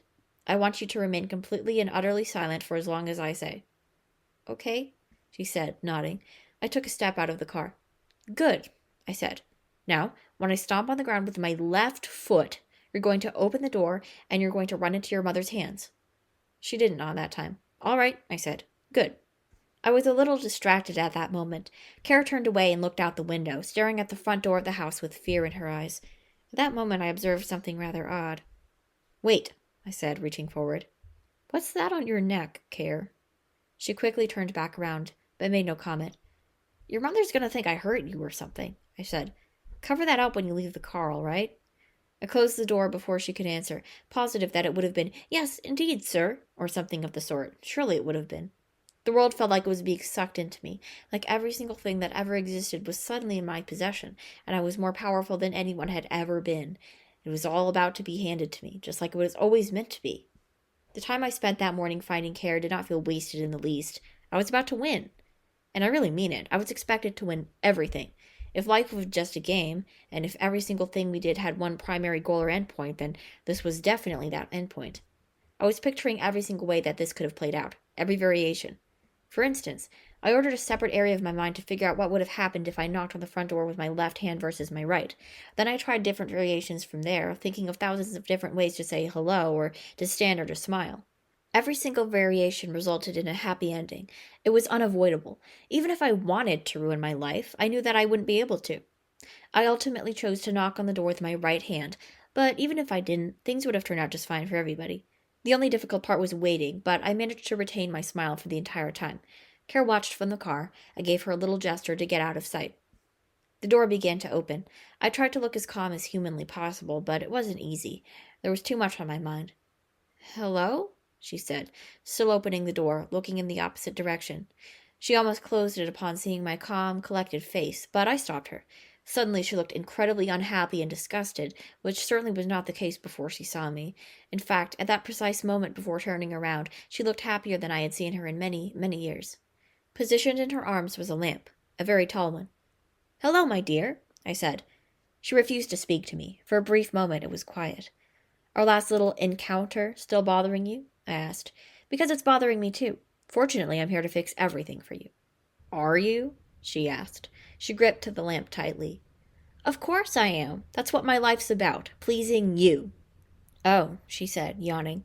The light on her lamp was flickering wildly, but she didn't notice because it was behind her head. Closer observation revealed that the lamp was not actually plugged into the wall at all. This bothered me, but I tried to ignore it. "So, are you going to please me any time soon?" she asked, quite rudely. "Or will you simply leave right this instant? I would prefer that you leave." "I'll choose the former," I said, "if only because you're looking quite good today." She didn't look pleased. "I suppose this would be a good time to cut to the chase?" I asked. "Sounds good." I looked back at the car, hoping that Care wasn't visible. Thankfully, she was not. "Okay," I said. "I'd like to tell you a story. It has 3 parts to it." She didn't respond, but seeing how excited I was, she couldn't help but feel the slightest bit amused. "1," I began, holding up one finger. "I wake up in a fantastic mood and eat a nice, nutritious breakfast. This is key." She rolled her eyes and leaned against the wall next to her. She nodded as if telling me to move on. "2," I continued. "I decided that I wanted to be a hero. This was my goal and I set out to accomplish it." She nodded again. "And 3," she said, almost in anticipation. "3," I said, stomping my left foot on the ground as hard as I could. "This happened." At that exact moment, one of the doors to my car suddenly opened. Another jolt of pride passed through me. I couldn't help but smile with dignity. Care ran with full speed toward both of us, almost blindly. Her mother's eyes widened like never before. She dropped the lamp, and as it hit the ground, the light bulb shattered. Neither of them said a single thing. Care jumped into her mother's arms, and they enjoyed a rather lengthy hug. This lasted for several minutes, and I stood proudly as it all took place. I couldn't help but repeat to myself, "I did this. I am a hero." It filled me with joy. "Where was she?" Care's mother asked. "Oh, it's a very long story," I said. "A fun one, nonetheless." "No," she responded, putting down Care. She gave me that disgusted look again. "You're not going to fool me." I was shocked. It wasn't playing out exactly as I had pictured it. "Fool you?" I asked. "What on earth are you talking about?" "I respect you for returning her," she said. "It was a very good thing to do. But I will never forgive you for taking her in the first place and lying to my face as you have just done." "I don't think you understand." "I understand completely," she said, before closing the door in my face. Chapter 18. As Marvin stepped away, the only thought remaining was his own fate. The sadness engine had been running on its own for several hours, but even then it wasn't actually doing its job. Until some bold soul pulls the lever, an emotional engine, be it sadness, happiness, or some other thing, will do no more than take up space. Marvin, who was without a doubt a very bold man, did precisely that. He pulled the lever, and only 50 years before, he was convinced that this was just about the worst action any person could take. It probably was, too. The closets watched. They couldn't believe what they were seeing. Marvin wanted very badly to justify his actions, but at that point such a thing was not possible. He wasn't fueled by logic. He didn't have a plan, and he wasn't happy with himself. The anger, unfortunately, continued to drive him, whether or not he really wished for it. It was either his worst nightmare or his best nightmare. Either way, it was still a nightmare. The sadness had been unleashed into the world. While this was probably where it belonged all along, there was definitely nothing good about what was happening. The people who otherwise would have managed to escape several difficult situations would suddenly find themselves unable to do so anymore. Near-death experiences would turn into death experiences. All of this was going to happen, and there was no way to escape it. This felt like a good time to cry, but it was far too late for that. Marvin had enough crying. He wasn't going to take any more of this. He picked up the notebook that he had written in earlier from the table next to him, as well as the strangest little pen you could visualize. It was very cute and pink. The words were flowing through his head at an overwhelming pace. He needed to jot them down as soon as possible. They were almost visible, these words. The pen took them in groups and spit them out in predictable patterns on the paper. That is to say, Marvin wrote down what was on his mind. On a small piece of paper was the following sentence: "You finally got what you wanted." He wanted to write more, but there wouldn't have been a use. These words meant nothing in reality. They were simply the thoughts of a man who nobody knew anymore. But this would only remain true until the camera fed them. Those hungry cowards, opening closets, running up the stairs like it's no problem, thinking that everything was okay. They had nothing better to do than document the life of an old man that no longer mattered. But he realized, at that moment, that the hungry were not completely evil inside. In fact, they were probably not evil at all. Like, not even in the least. Marvin had figured out that there was an undeniable truth here, hiding behind the system and everything else that appeared to be reality. The hungry were never fed. The hungry only collected the food, which could have been anything from evidence to opinions to thought processes, usually secretive, giving it directly to the master. If they were truly evil, manipulative, and cunning, then they would not be hungry at all. They would most definitely be feasting upon 20 new meals every second of their lives. But no, that didn't happen. Only one person was fed and the rest followed. The largest risk, worse than anything else, would have been for the master to die, or to go missing. The only choice in that kind of situation would be for somebody to come to the rescue. As much sense as this all made, Marvin didn't want to believe it. He threw himself at every wall, stomping on the floor, screaming at the closets. but the screams soon turned to whispers in the dark, as his fits of anger destroyed every last light bulb in the basement. "You have to believe me," Marvin said, tears nearly pouring from his eyes. He continued to stare directly at the closet door, wishing for all of it to end. "I didn't mean for it to happen. There are too many bad people. There are too many." The closet didn't respond. "I think the engine has worked," he said. He lied there for the next half hour, but he didn't calm down. It only got increasingly worse. The darkness, through time, would sink into every hole and every region of the building. There were no hiding places. There were no happy corners. Every object around him was filling with anger. The walls were angry. The closets were angry. The sadness engine was angry. The books in the library were angry. Marvin stood up. He didn't feel like things were happening anymore. However, he felt the anger. He felt it build up inside of him in a way that he never before had experienced. If he wanted to, he could have murdered somebody. And in fact, that's exactly what he wanted to do at that moment. But it wasn't just anybody that he wanted to murder. He wanted only one person to be dead, the center of all the evil in the world. Not the hungry ones. They were no longer a problem. They probably were never a problem, in fact. He was ready to break his promise to himself. If there was indeed time left, if outside of those walls was not an army of hungry men and women waiting to eat, then it was time to leave the building once again and into a world where nothing was certain. Of course, there was nothing left to lose. "We're going to have fun tomorrow, Care," she said.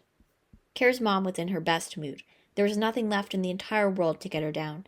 She almost felt powerful. Her self-esteem never reached such a level before in her life, but it felt very natural, like it couldn't be taken away. She cleaned up the shattered remains of the light bulb with an awkward and mildly terrifying smile. The glass smiled back up at her. "What are we doing?" Care asked. Her mother stood up. "Fixing the house," she said. "And the ceiling needs to be painted. We'll do that first." Care whined. "I know this is exciting," her mother continued, placing the lamp back on the table. "I've got all the paint we'll need in the closet. $15 of it. Belonged to my daddy back in his day." Essentially, nothing had been accomplished here. Certainly a situation like this would have taught the world a lesson. And if not the world, then it would have at least taught Care's mother to keep the damn windows closed. But no, this didn't happen. The windows were just as wide open as they had been for the last week, and her mother didn't seem to take any notice of this fact. However, even if she had taken notice, it probably wouldn't have registered as a problem to her. Care's mother laughed with excitement. Her eyes almost burst straight out of her head, never to hit the ground, only to travel forward, retaining every ounce of dignity left in her body, around the earth hundreds of thousands of times, until the universe finally shattered into as many pieces as there were broken dreams. But those broken dreams didn't matter anymore. They didn't even exist. It didn't make any difference to Care anyway. She was in a maddening position. It felt almost like everybody was against her. She sat down next to the window, in a small wooden chair, hoping for some time to think. Her mother turned around and took notice immediately. "Care, sweetie, that's my chair," she said. "If you want to sit down, go to your room." "My room is dumb," Care replied. Her mother was too busy, not listening. She reached for the front door and opened it, letting in the light and soaking it all in, waiting to grow in size just as would always happen in her happiest dreams. The world was inside of her. It was never going to leave. This peaceful silence, as great as it was, did not last for very long, but Care's mother was willing to enjoy it while it lasted. The silence, it was her life's dream. It continued for the next few seconds. A sudden gust of wind swept through the house, knocking over everything it could lay its hands on. Every object that wasn't lucky enough to be embedded in some other, heavier object was subjected to the cold, hard floor and broke into several horrifyingly sharp pieces. It lasted for about half of a minute, increasing in strength gradually, until all one could hear was the constant shattering and the unbearable noise. The windows were broken, and the shards of glass wept quietly, having been separated after all of those unpleasant years. Care covered her ears. Her mother simply stood there, eyes wide open, taking all of it in. It was silence to her. Her concept of noise was completely different than this. This eruption of sound and wind, having decidedly accomplished its goal, came to an abrupt stop, taking the color with it. There was a sense of life, only seconds earlier, a feeling of presence, a reason to live. But this had been taken away, leaving behind only a still taste in the air. The noise had gone off into the distance, looking for more. This would continue for miles and miles to come. While Care's mother wasn't happy about this odd occurrence, it didn't seem like something to be sad about. She felt drained, but in a relieving way. "Care?" she began, staring forward into the distance. "Are you still there?" Her daughter's response was far from immediate. There were some obvious problems with what had just happened, and talking didn't feel like the correct reaction. "Yes," Carrie answered. "Go to bed," her mother said, still trapped in her own world. "I'm leaving for the night." "Where are you going?" "The store. I'm getting a new lamp." She ran outside and closed the door. The house returned to its dark state. "What the hell was that?" I asked. For a very brief moment, the air was traveling at extremely peculiar speeds. The color had vanished before my very eyes soon after. If this had happened only 2 days ago, the floor would most certainly have been covered with cameras. Precious, precious cameras. But Tapers was as good as gone at this point, as were the cameras themselves. They were probably going to be given away or destroyed. Pictures began to appear in my head. Cameras being launched into the air, crowds cheering. But no, those cameras were definitely not on the floor. In fact, no real damage had really been done. Sure, the door had broken off, and the windows shattered into possibly thousands of little sharp pieces, but those were all replaceable objects. Those tapers, however, were never going to come back. "I kind of like it," the clerk said. "Those colors were getting in the way. The world seems to be getting better and better as the days go by, eh?" "Nice," I said, beginning to relax again. "Sometimes I wish I could think like you do." "Do you not feel the same?" The simple act of thinking brought my anger back up. Hiding from it was useless. It always came back stronger. "It's all a lost cause," I said. "Life in general, really. I brought her daughter back, and all she gave me was a door to the face." "Oh, we're talking about people now," he said, losing interest. He yawned. "Weren't you supposed to kill that kid? I gave you a drawing and everything." "I don't kill people," I said. "Well, why the hell not?" The world felt like it was breaking to pieces. I had nothing left to grasp to, nothing to comprehend. At any second I could have slipped through the floor and vanished. It would have felt completely natural, like a simple cause and effect kind of thing, and nobody could save me. This wasn't anything new, it just felt stronger. "I would need a very good reason," I replied. This conversation didn't feel real anymore. "Good reason?" he said, nearly giggling. "That's easy stuff." "Is it?" He took a quick glance outside of the building, through the window. His face lit up with excitement. "Oh, indeed. Hey, look out there," he began, pointing out the window. "How cute. You'll get a nice hoot out of this, I tell you." I turned around and peeked outside. It didn't take long for my body to begin shaking uncontrollably. The world could have brought me pleasure. It could have given me luck. It could have pushed me in the right direction, placing a map in my hands. Not a detailed map, necessarily. A simple path would have been quite enough. A line, really, drawn lightly in pencil. That's all that I could have asked for. But none of that, I repeat, none of that, was given to me. Instead, I was given this. Beyond those shattered windows was a man and a woman dancing on the sidewalk, one of them being the love of my life, my ex-wife. Not once in the time I had known her did she look as happy as she did at this moment. It gave me a false sense of excitement, as I had dreamt for many years of a day like this. But all of this energy, all of this cheer, was quickly negated. Her happiness was not my doing. The man with which she danced was not a friend of mine. I had not imagined, even for a second, that this would have happened. But there was really nothing left to do but accept it. This man, wearing his usual metal clothing and his rock-hard tie, was none other than Hill himself. "Funny, huh?" the taper's clerk said. "I've never seen a woman dancing with herself before. Either that or an imaginary friend." Brings back memories. Shaking would not stop. "Anyway," he continued, completely unaware of my reaction, "you're probably right. I can't think of any reasons you would have for killing a child." Without thinking, I slammed my fist on the desk. "Oh," I said, coming to a complete halt. My entire body had paused almost. "I'm very happy for you to have come to that incredible conclusion." I had lost all of my ability to blink, but even though my eyes stung, it didn't feel like a problem. It was just another uncomfortable feeling among thousands. "Well, me too," he said. "I suppose so, at least." "You're wrong, though," I continued, still watching the performance on the sidewalk, "because I do, at this point in time, have a legitimate reason for wanting to commit such an act." "Oh, since when?" "Since just a minute ago," I replied.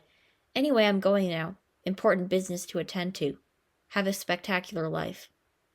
If the door wasn't already on the other side of the room, I would have probably pulled it off myself in anger as I left the building. Neither Hill nor his new lover noticed me outside of the store, but I didn't want them to. They were far too busy adoring each other, and I didn't want to disrupt that. I began the short walk to my ex-wife's house. Ideas rushed through my head, one after the other, of what my next act would be.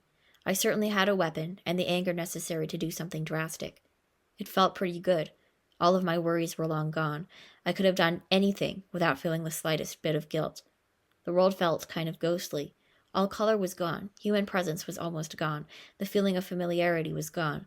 While I would have voluntarily ventured into this dark new world myself, I was being pulled in anyway, being forced to do something that I would have been happy to do.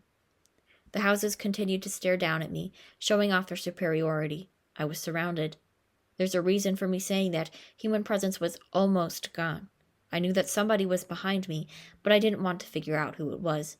The footsteps were pretty loud and obvious, and they were giving me a very uneasy feeling. Somebody was clearly following me. I turned around. Yes, there was indeed a person there. Looked very familiar. "Hey," I said.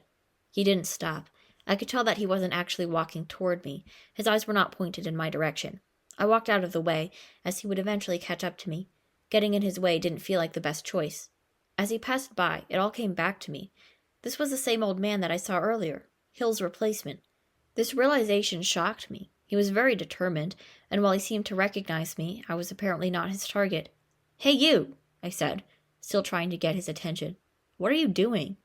He looked at me briefly, only to grunt and continue walking. As I was obviously not his target, at least not at this moment, only one possibility remained. A smile formed on my face. "Actually," I began. He was in front of me at this point. "I think I know what you want, old man." He was only half listening.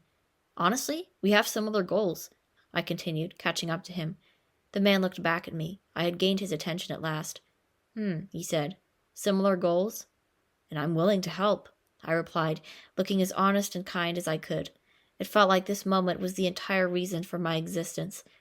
"May I, by any chance at all, interest you in an axe?" Chapter 19. The parts, as small as they may have been, held within them some form of intelligence or instinct. They were frightened by ends. Every one of them, without exception, was of the opinion that ends were useless, that they served no purpose in our otherwise perfect society of pieces and creation. We could just as easily go on forever if that's what we wanted, but that choice wasn't given. We were instead presented with an end. "It's unfortunate and upsetting," life would say, standing before you. "I understand all of that. But this is how things have always been. You are done here. This is where it ends." Beginnings were different. Those were treasured. It's quite possible that a beginning could not exist without an ending, and if this was true, perhaps complaining wasn't the answer after all. You could not help but feel grief in either case. Those pieces weren't very accepting of this fact. They were not prepared in any sense of the word for this to happen. It wasn't part of their purpose to take a gander at the future, and their future prediction facilities, or whatever else you would call such things, were limited to finding the answer to a single question. Are we, at this moment, passing through the final tunnel? The answer to that question was yes. Kier stood up in front of her nearly completed machine, prouder than she had ever been before. While this was a nice moment, the commotion was unsettling. The pieces weren't happy about this at all. "What?" she asked, placing her ear to the happiness engine. "What's wrong?" In a disturbingly large quantity of languages, all in an instant, over 10,000 variations of "the end" were catapulted into her. She was sent back several feet. "It's about to end," said the rectangular piece, having finished sobbing. "Say goodbye." "What do you mean?" Kier asked, standing back up. The room was polluted with fear, and nobody could hide from it. Feeling immense emptiness at this stage, the rectangle sniffed one last time and continued. "You're never going to make that engine," it began. "You're never going to make anything." "Why not?" she asked. "It's the end, Kier. You're over." The room started to shake. Coming upon this realization, the rectangle ran back to the corner. The remaining pieces, the unsafe ones, cowered in fear but with nowhere to go. Instead, they participated in one last group hug, causing the happiness engine to glow with warmth. The screaming calmed down. It seemed as if the pieces were finally ready, that they accepted everything that was going to happen. Except for that lonely rectangle. He missed his only opportunity to go out with a bang, and instead spent his last minutes in the corner of a cold, dark room, crying. The entire happiness engine, and all of the love it contained, burst into flames, before finally exploding right there in front of Kier's eyes. All of that time, all of that effort, none of it mattered. It was all gone in a matter of seconds. She wasn't aware that her body was on fire as well, and that the entire room was collapsing. The only picture in her mind was a heavy, circular piece, and what would have happened if it had been retrieved. Nothing else was of interest. It was all gone. Before she could even notice, the tunnel had vanished. Marvin didn't see himself as the kind of man who would, without hesitation, plunge forward at a small child with an axe planted firmly in his hands. He always viewed himself, instead, as the victim of such an act. It was a pleasant feeling to have turned his fate around in such a way. It wasn't exactly his intention to kill at that moment, but he was certainly ready to. Care had woken up a second earlier. Upon viewing this dangerous weapon, she released a quick shriek of terror and rolled off the bed. Marvin felt a smile emerging and forced it away. He didn't want to appear happy. The dolls were waiting for her anxiously. They sat on the other side of the room, holding hands, meditating. Care collided with several, and all connection was lost. You could swear that those dolls were not frowning a moment ago, and yet suddenly it was clear that they were. Care didn't understand. It was safe before. It was peaceful before. She had reached the end of the tunnel, only to be greeted by this monstrosity of a fate. It was like birth all over again. The black paint watched in amusement. It knew everything. All of the doors and windows were open. Full access was granted to every breeze, every insect, and every lunatic, with no exception. This old man here was essentially invited into the house, and none of this seemed to matter to anybody except for Care and Marvin. As it appeared that lying on the floor wasn't the safest option, Care stood up and ran for the stairs. Marvin, as was typical, gaining the incredible ability to make his eyes vibrate through the power of confidence and recreatory murder, followed her down. The stairs screamed in pain and fear. Care was dealing with several problems at once. The house was cold. She was about to die. Her head was throbbing with pain. She gripped her forehead tightly, but none of that seemed to help in the slightest. The sensation was apparently coming from the very center of her head. Marvin was approaching. He took his time, however, as he was in a state of patience that he had never once experienced. "I have over 100 orange bandages," he said, stomping his feet as he walked down the stairs. Care's screaming, which began only a few short seconds before taking her last step down the stairs, would not cease. "You're going to be pretty," Marvin continued, picturing himself as he held up his axe high into the air. "I'm going to cover you." The world was definitely raining down on everybody, but none of them noticed because their lives were far too perfect. That's what Care was thinking anyway. It seemed to make enough sense, unless she was just going insane or something. That felt like a possibility too, maybe. She searched around the house for what would hopefully seem like a good place to die, or live if that was feasible. The back door was much more intriguing than the front, which she had considered earlier. It was almost safer, glowing even. The darkness had taken over every other door, but this one was inviting her. It wanted something that she had. She approached the door quite steadily, but still aware of the situation. Or not. Everything seemed to disappear into her head, where the throbbing pain continued to intensify. Opening the door felt marvelous, and an incredible warmth spread throughout her body. "Where are you going?" Marvin asked, watching as Care took her first couple of steps outside of the house. Care turned around briefly and uttered a single word. "Out." This came as a slight shock to Marvin, but he got over it in a matter of seconds. "What are you going to do out there?" he asked. Care's face formed a blank stare. "Nothing," she said. Her head had suddenly calmed down, like it had accepted everything. Marvin stomped on the floor and twitched. "Nothing?" he asked. His axe was singing. "Great." The universe danced around him. It came to him at that moment that this was all just a musical, and we were all having a grand time. The planet waited with anticipation. "I'm thrilled to hear the resulting avalanche of your discovery," he continued, "and I'm positive this is a fabulous axe." But he could wait no longer. If this axe was so magnificent, what sort of reward would it deserve? Only as Marvin regained his position in the world did he hold up the axe again. It smiled back. He charged at Care, wasting more of his precious energy on screaming than on anything else. Care waited. When Marvin found himself close enough, he finally decided to act on his wishes. As exciting as this was, it was fairly short-lived. Care took that time to scoot out of his way, intentionally tripping him with her foot. He fell to the ground, but only after his scream came to a sudden halt. Care felt the urge to giggle at this. Marvin cursed at society. It was not his intention to be lying on the cold ground, but indeed this was the fate presented to him. The plan for Care was to run. But her current distraction was the sight of a small human silhouette standing behind a tree.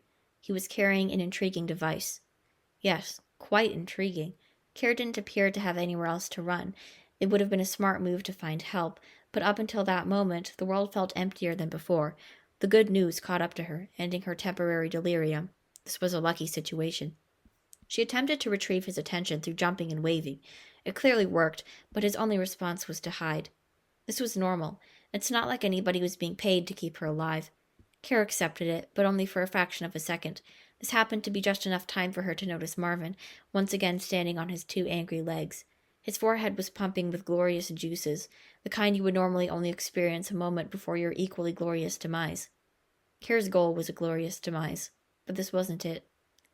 "I hate you," said Marvin, shaking endlessly, eyes bulging from his head.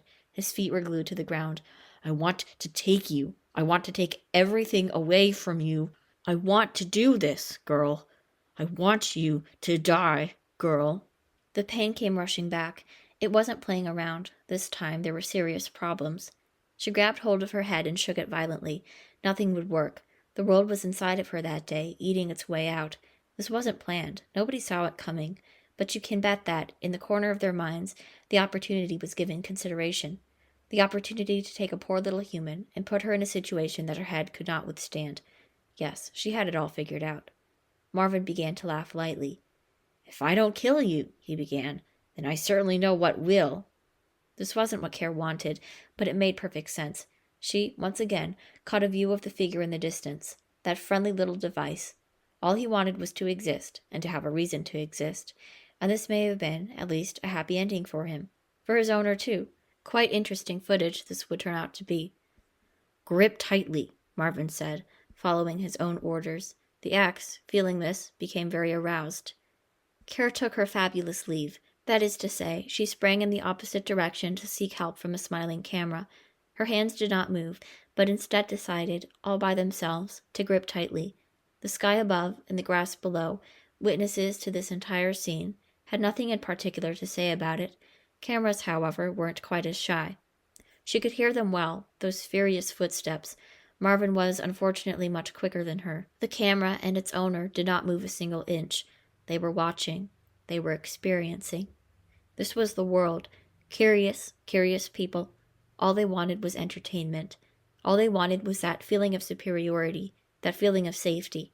If Kara could experience this herself, perhaps she would take a liking to it. But, at least in this lifetime, she was on the other side. And this head of hers, as disruptive as it was, she appreciated it. No pain in the world was worse than this, but that wasn't a matter of concern. The matter of concern, or rather the only truly good news in the last week, was that, in the next minute, her dream was about to come true, and it was all on tape. She tripped, falling a mere 2 feet away from me. The degree of her suffering was quite clear from her expression. Marvin continued to follow. In the center of Kira's head, I can only assume, was some sort of chemical substance. In the center of my head, I can only assume, was some sort of intense satisfaction. If one were asked, for no apparent reason, to compare the size of her head at one moment to the size of it at the next moment, it would be quite natural for him to experience some amount of confusion. Why would there be a difference after all? This confusion, however, would be microscopic in comparison to the absolute bewilderment involved in confirming the size change. In other words, one may laugh at an unusual idea, but the moment proof is presented, this laughing will surely cease, and I, along with Marvin, were done laughing at this point in time. To put all of this in simpler terms, Kara's head was growing at an unbelievable rate. Marvin stopped, and his axe hit the ground. We didn't talk. We forgot that words existed. We forgot that axes existed. Nobody made a single noise, except for Care. Care was screaming. It was quite natural. Her skin was losing its ability to be a part of her body, after all. If that sounded like some sort of over-exaggerated statement, it wasn't. That wasn't the shocking part, actually. Marvin didn't have it in him to feel any kind of sympathy at this point, and the whole idea of a head growing to large proportions was familiar enough. However, for this to somehow backfire in some stupid, unnatural way did not occur to him, not even once. For my own safety, I ran a fair distance away, hid myself behind a tree, and pointed my taper in a satisfying direction. By satisfying direction, I of course refer to the direction of that giant bloody head in front of me. It was a happy feeling. Care's veins were in the midst of some kind of terrifying claustrophobia. It would have taken buckets of restraint to keep from remedying this. It was, unfortunately, a useless consideration, given the fact that not even a single ounce of restraint had existed in any of us that day. Her veins, therefore, could only make the obvious decision, breaking free of their hideous cages and reaching out into the world. This was the shock. This is what Marvin suddenly dreaded. As Care's veins, infinitely enraged, burst out of her shattering body, Marvin could only stare forward and give in. Half of them planted themselves deep into the earth, in effect anchoring Care to the ground. The other half swept forward and grabbed Marvin by the feet, causing him to fall over. It was great. The veins were burning up. The anger polluted the air. The fear fled in fear. The camera listened. Marvin screamed. It was wonderful. For a brief moment, I allowed my tongue to escape from my mouth. Delicious. Absolutely delicious. It took a long time to finally accept it, but I was indeed enjoying every second. I pictured a dancing couple. As perfect as they were, and as much as they adored each other, they certainly weren't going to enjoy raising a child. If given one wish, for them it would most definitely be to dance forever, to lose all interruptions, to forget. And we were all winning here. We were all going to dance. Whose side was I on in retrospect? Well, perhaps Hill was not such a bad person after all. Maybe all he wanted was a happy ending. Maybe all he wanted was for everybody to live their own personal dream. As long as I continue to assume this, then Hill will always be a good person in my mind. And for this reason, I make one last assumption, that Care's fate, as horrible as it was, had special meaning to her, that it was all part of her dream. This, my friends, is what keeps me from falling apart every remaining day of my life. Before Marvin had a chance to scream again, everything around him simultaneously caught fire. The veins, and all of their rage, created just enough heat for this to happen. Upon realizing this, I ran even further away. Care was still screaming in pain. The skin on her face had removed itself, and her blood had begun its escape. Her head was still growing. The idea suddenly caught up to me that Marvin, consumed with fire, was most likely dead at this stage. An unfortunate side effect, but from my knowledge he had no dreams to speak of. It saddened me. This was, however, a happy ending, for the size of Care's head had finally reached its peak. There was a long moment of suspense, in which I wondered to myself whether or not this would end the way I had imagined, if, perhaps, everything had been ruined. The idea filled me with fear, but it was a silly fear. Nothing bad was actually going to happen. Care screamed one last time, taking a deep breath afterwards.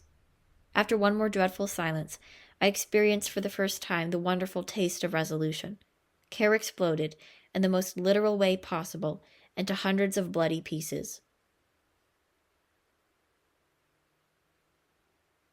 Chapter 20.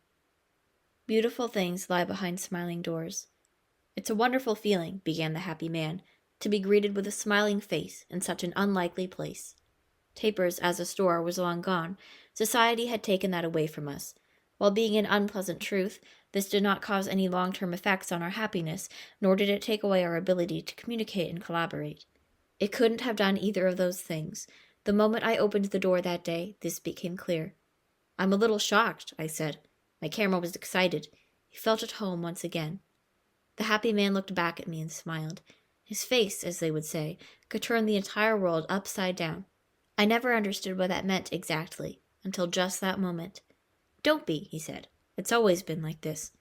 "But I don't understand," I said, looking around. The room was brimming with creative people, all of them chatting among themselves. It was paradise. "It's easy," he said. "We were never exactly a store, or a magazine, or anything. We never wanted to be in the way." "What's that supposed to mean?" He patted me on the back and began to stare into my eyes. "These people are beautiful," he said. "I can count on 1,000,000 hands how many dreams have come true in this building.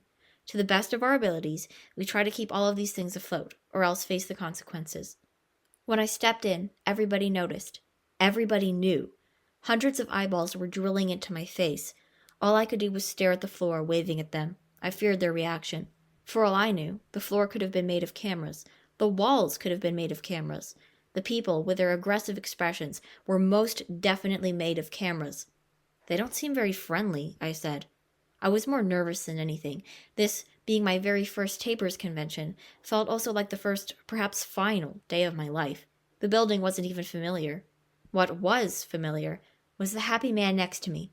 It was difficult to understand how, having lost everything, he would continue to smile. Almost 10 years earlier, he brought tapers into existence.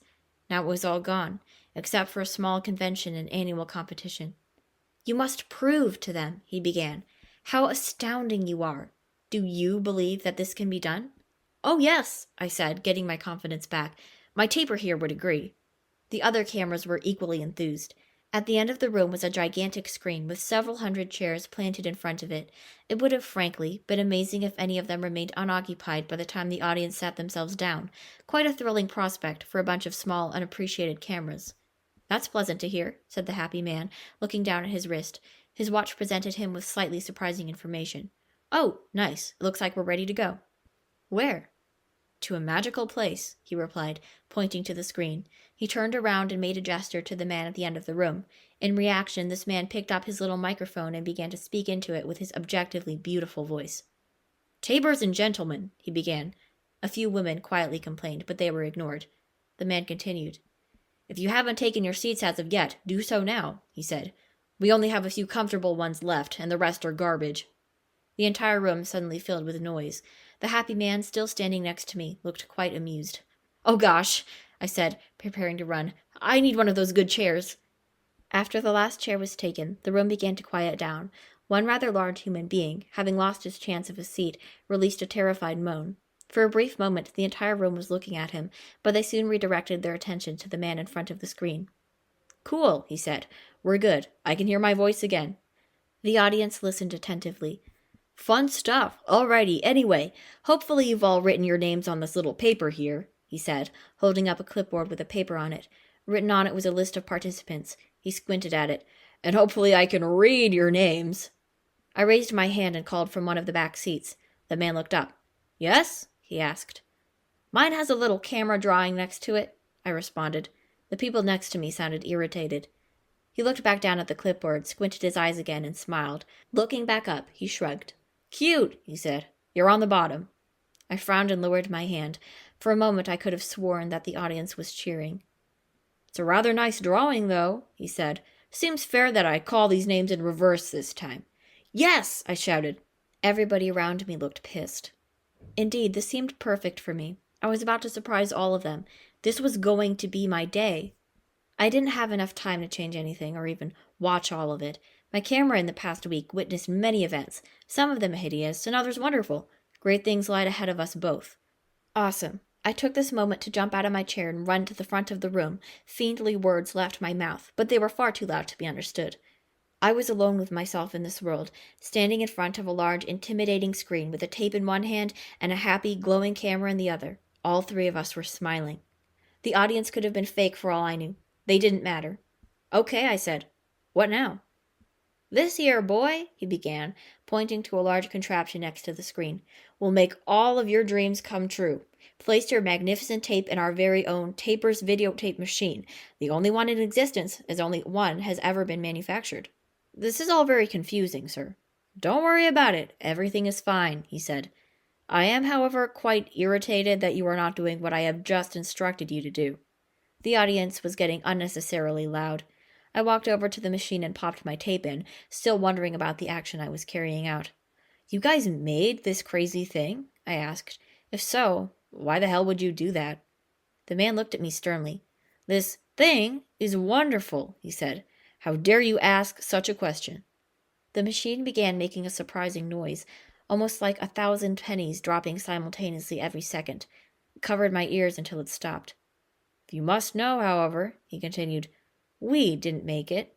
We asked a brilliant man to do it for us." "Yeah?" I asked, not listening entirely. The audience began to quiet down. "He disappeared, unfortunately," the man said. "But the machine works like a charm, despite being rather broken. We didn't want to use anything normal because, well, you can see for yourself the kind of magic we have on our hands now." The lights turned off. Everybody directed their attention to the gigantic screen. As this was happening, I suddenly realized something. "Wait," I said. "Quiet," the man replied. "We're watching your thing." "No, seriously, Shut up. It's movie time." The fear began to build up, but I could do nothing about it. Everybody was about to see. Everybody was going to know. While it seemed a nice idea before to enter a video of my recent experiences, it suddenly came to me how unfortunate a decision that was. It all seemed rather predictable from here on out. At the back of my mind was one question, however. What was so magical about this machine? Shockingly, this didn't stay a mystery for too long. It was quite clear as the video started what this magic was. Everybody did, of course, witness the same events I remembered through my camera's eyes. They were indeed mostly accurate. Some of it was even new to me, a fact that can only be explained by my camera's natural sneakiness. The audience's emotions weren't easy to figure out, but they wouldn't have been affected by this magic anyhow. The only surprising thing about this video was that Marvin had somehow been taken out of all of them, completely. As odd as that may seem, it could not be denied. No traces of that man remained. Instead, he was replaced by none other than me. Yes, me. This was obviously the magic. The rest of the video was completely normal. However, this led to yet another puzzling question. How did this man standing next to me know anything about this? I could even see him staring at me, watching my reaction. He wore a horrifying smirk on his face. Forget the color. Forget the happiness. This machine was Marvin's toy to get revenge and to hide himself from society. He knew this was going to happen. He knew that these hungry, chair-hogging slobs would devour him, even take away his soul without realizing it. Marvin was a scared old man. He hated attention. He hated everything. All he wanted was a silly little girl, and all that girl wanted was to explode. These were facts. Or at least, I would present them so. This was my video, after all. These were my characters. How would I not know every last detail about their motivations? The audience began to clap. Of course, yes. Overwhelming applause. This was definitely what I needed. I didn't kill anybody. This was not my doing. Still, I could not help but faint at that moment.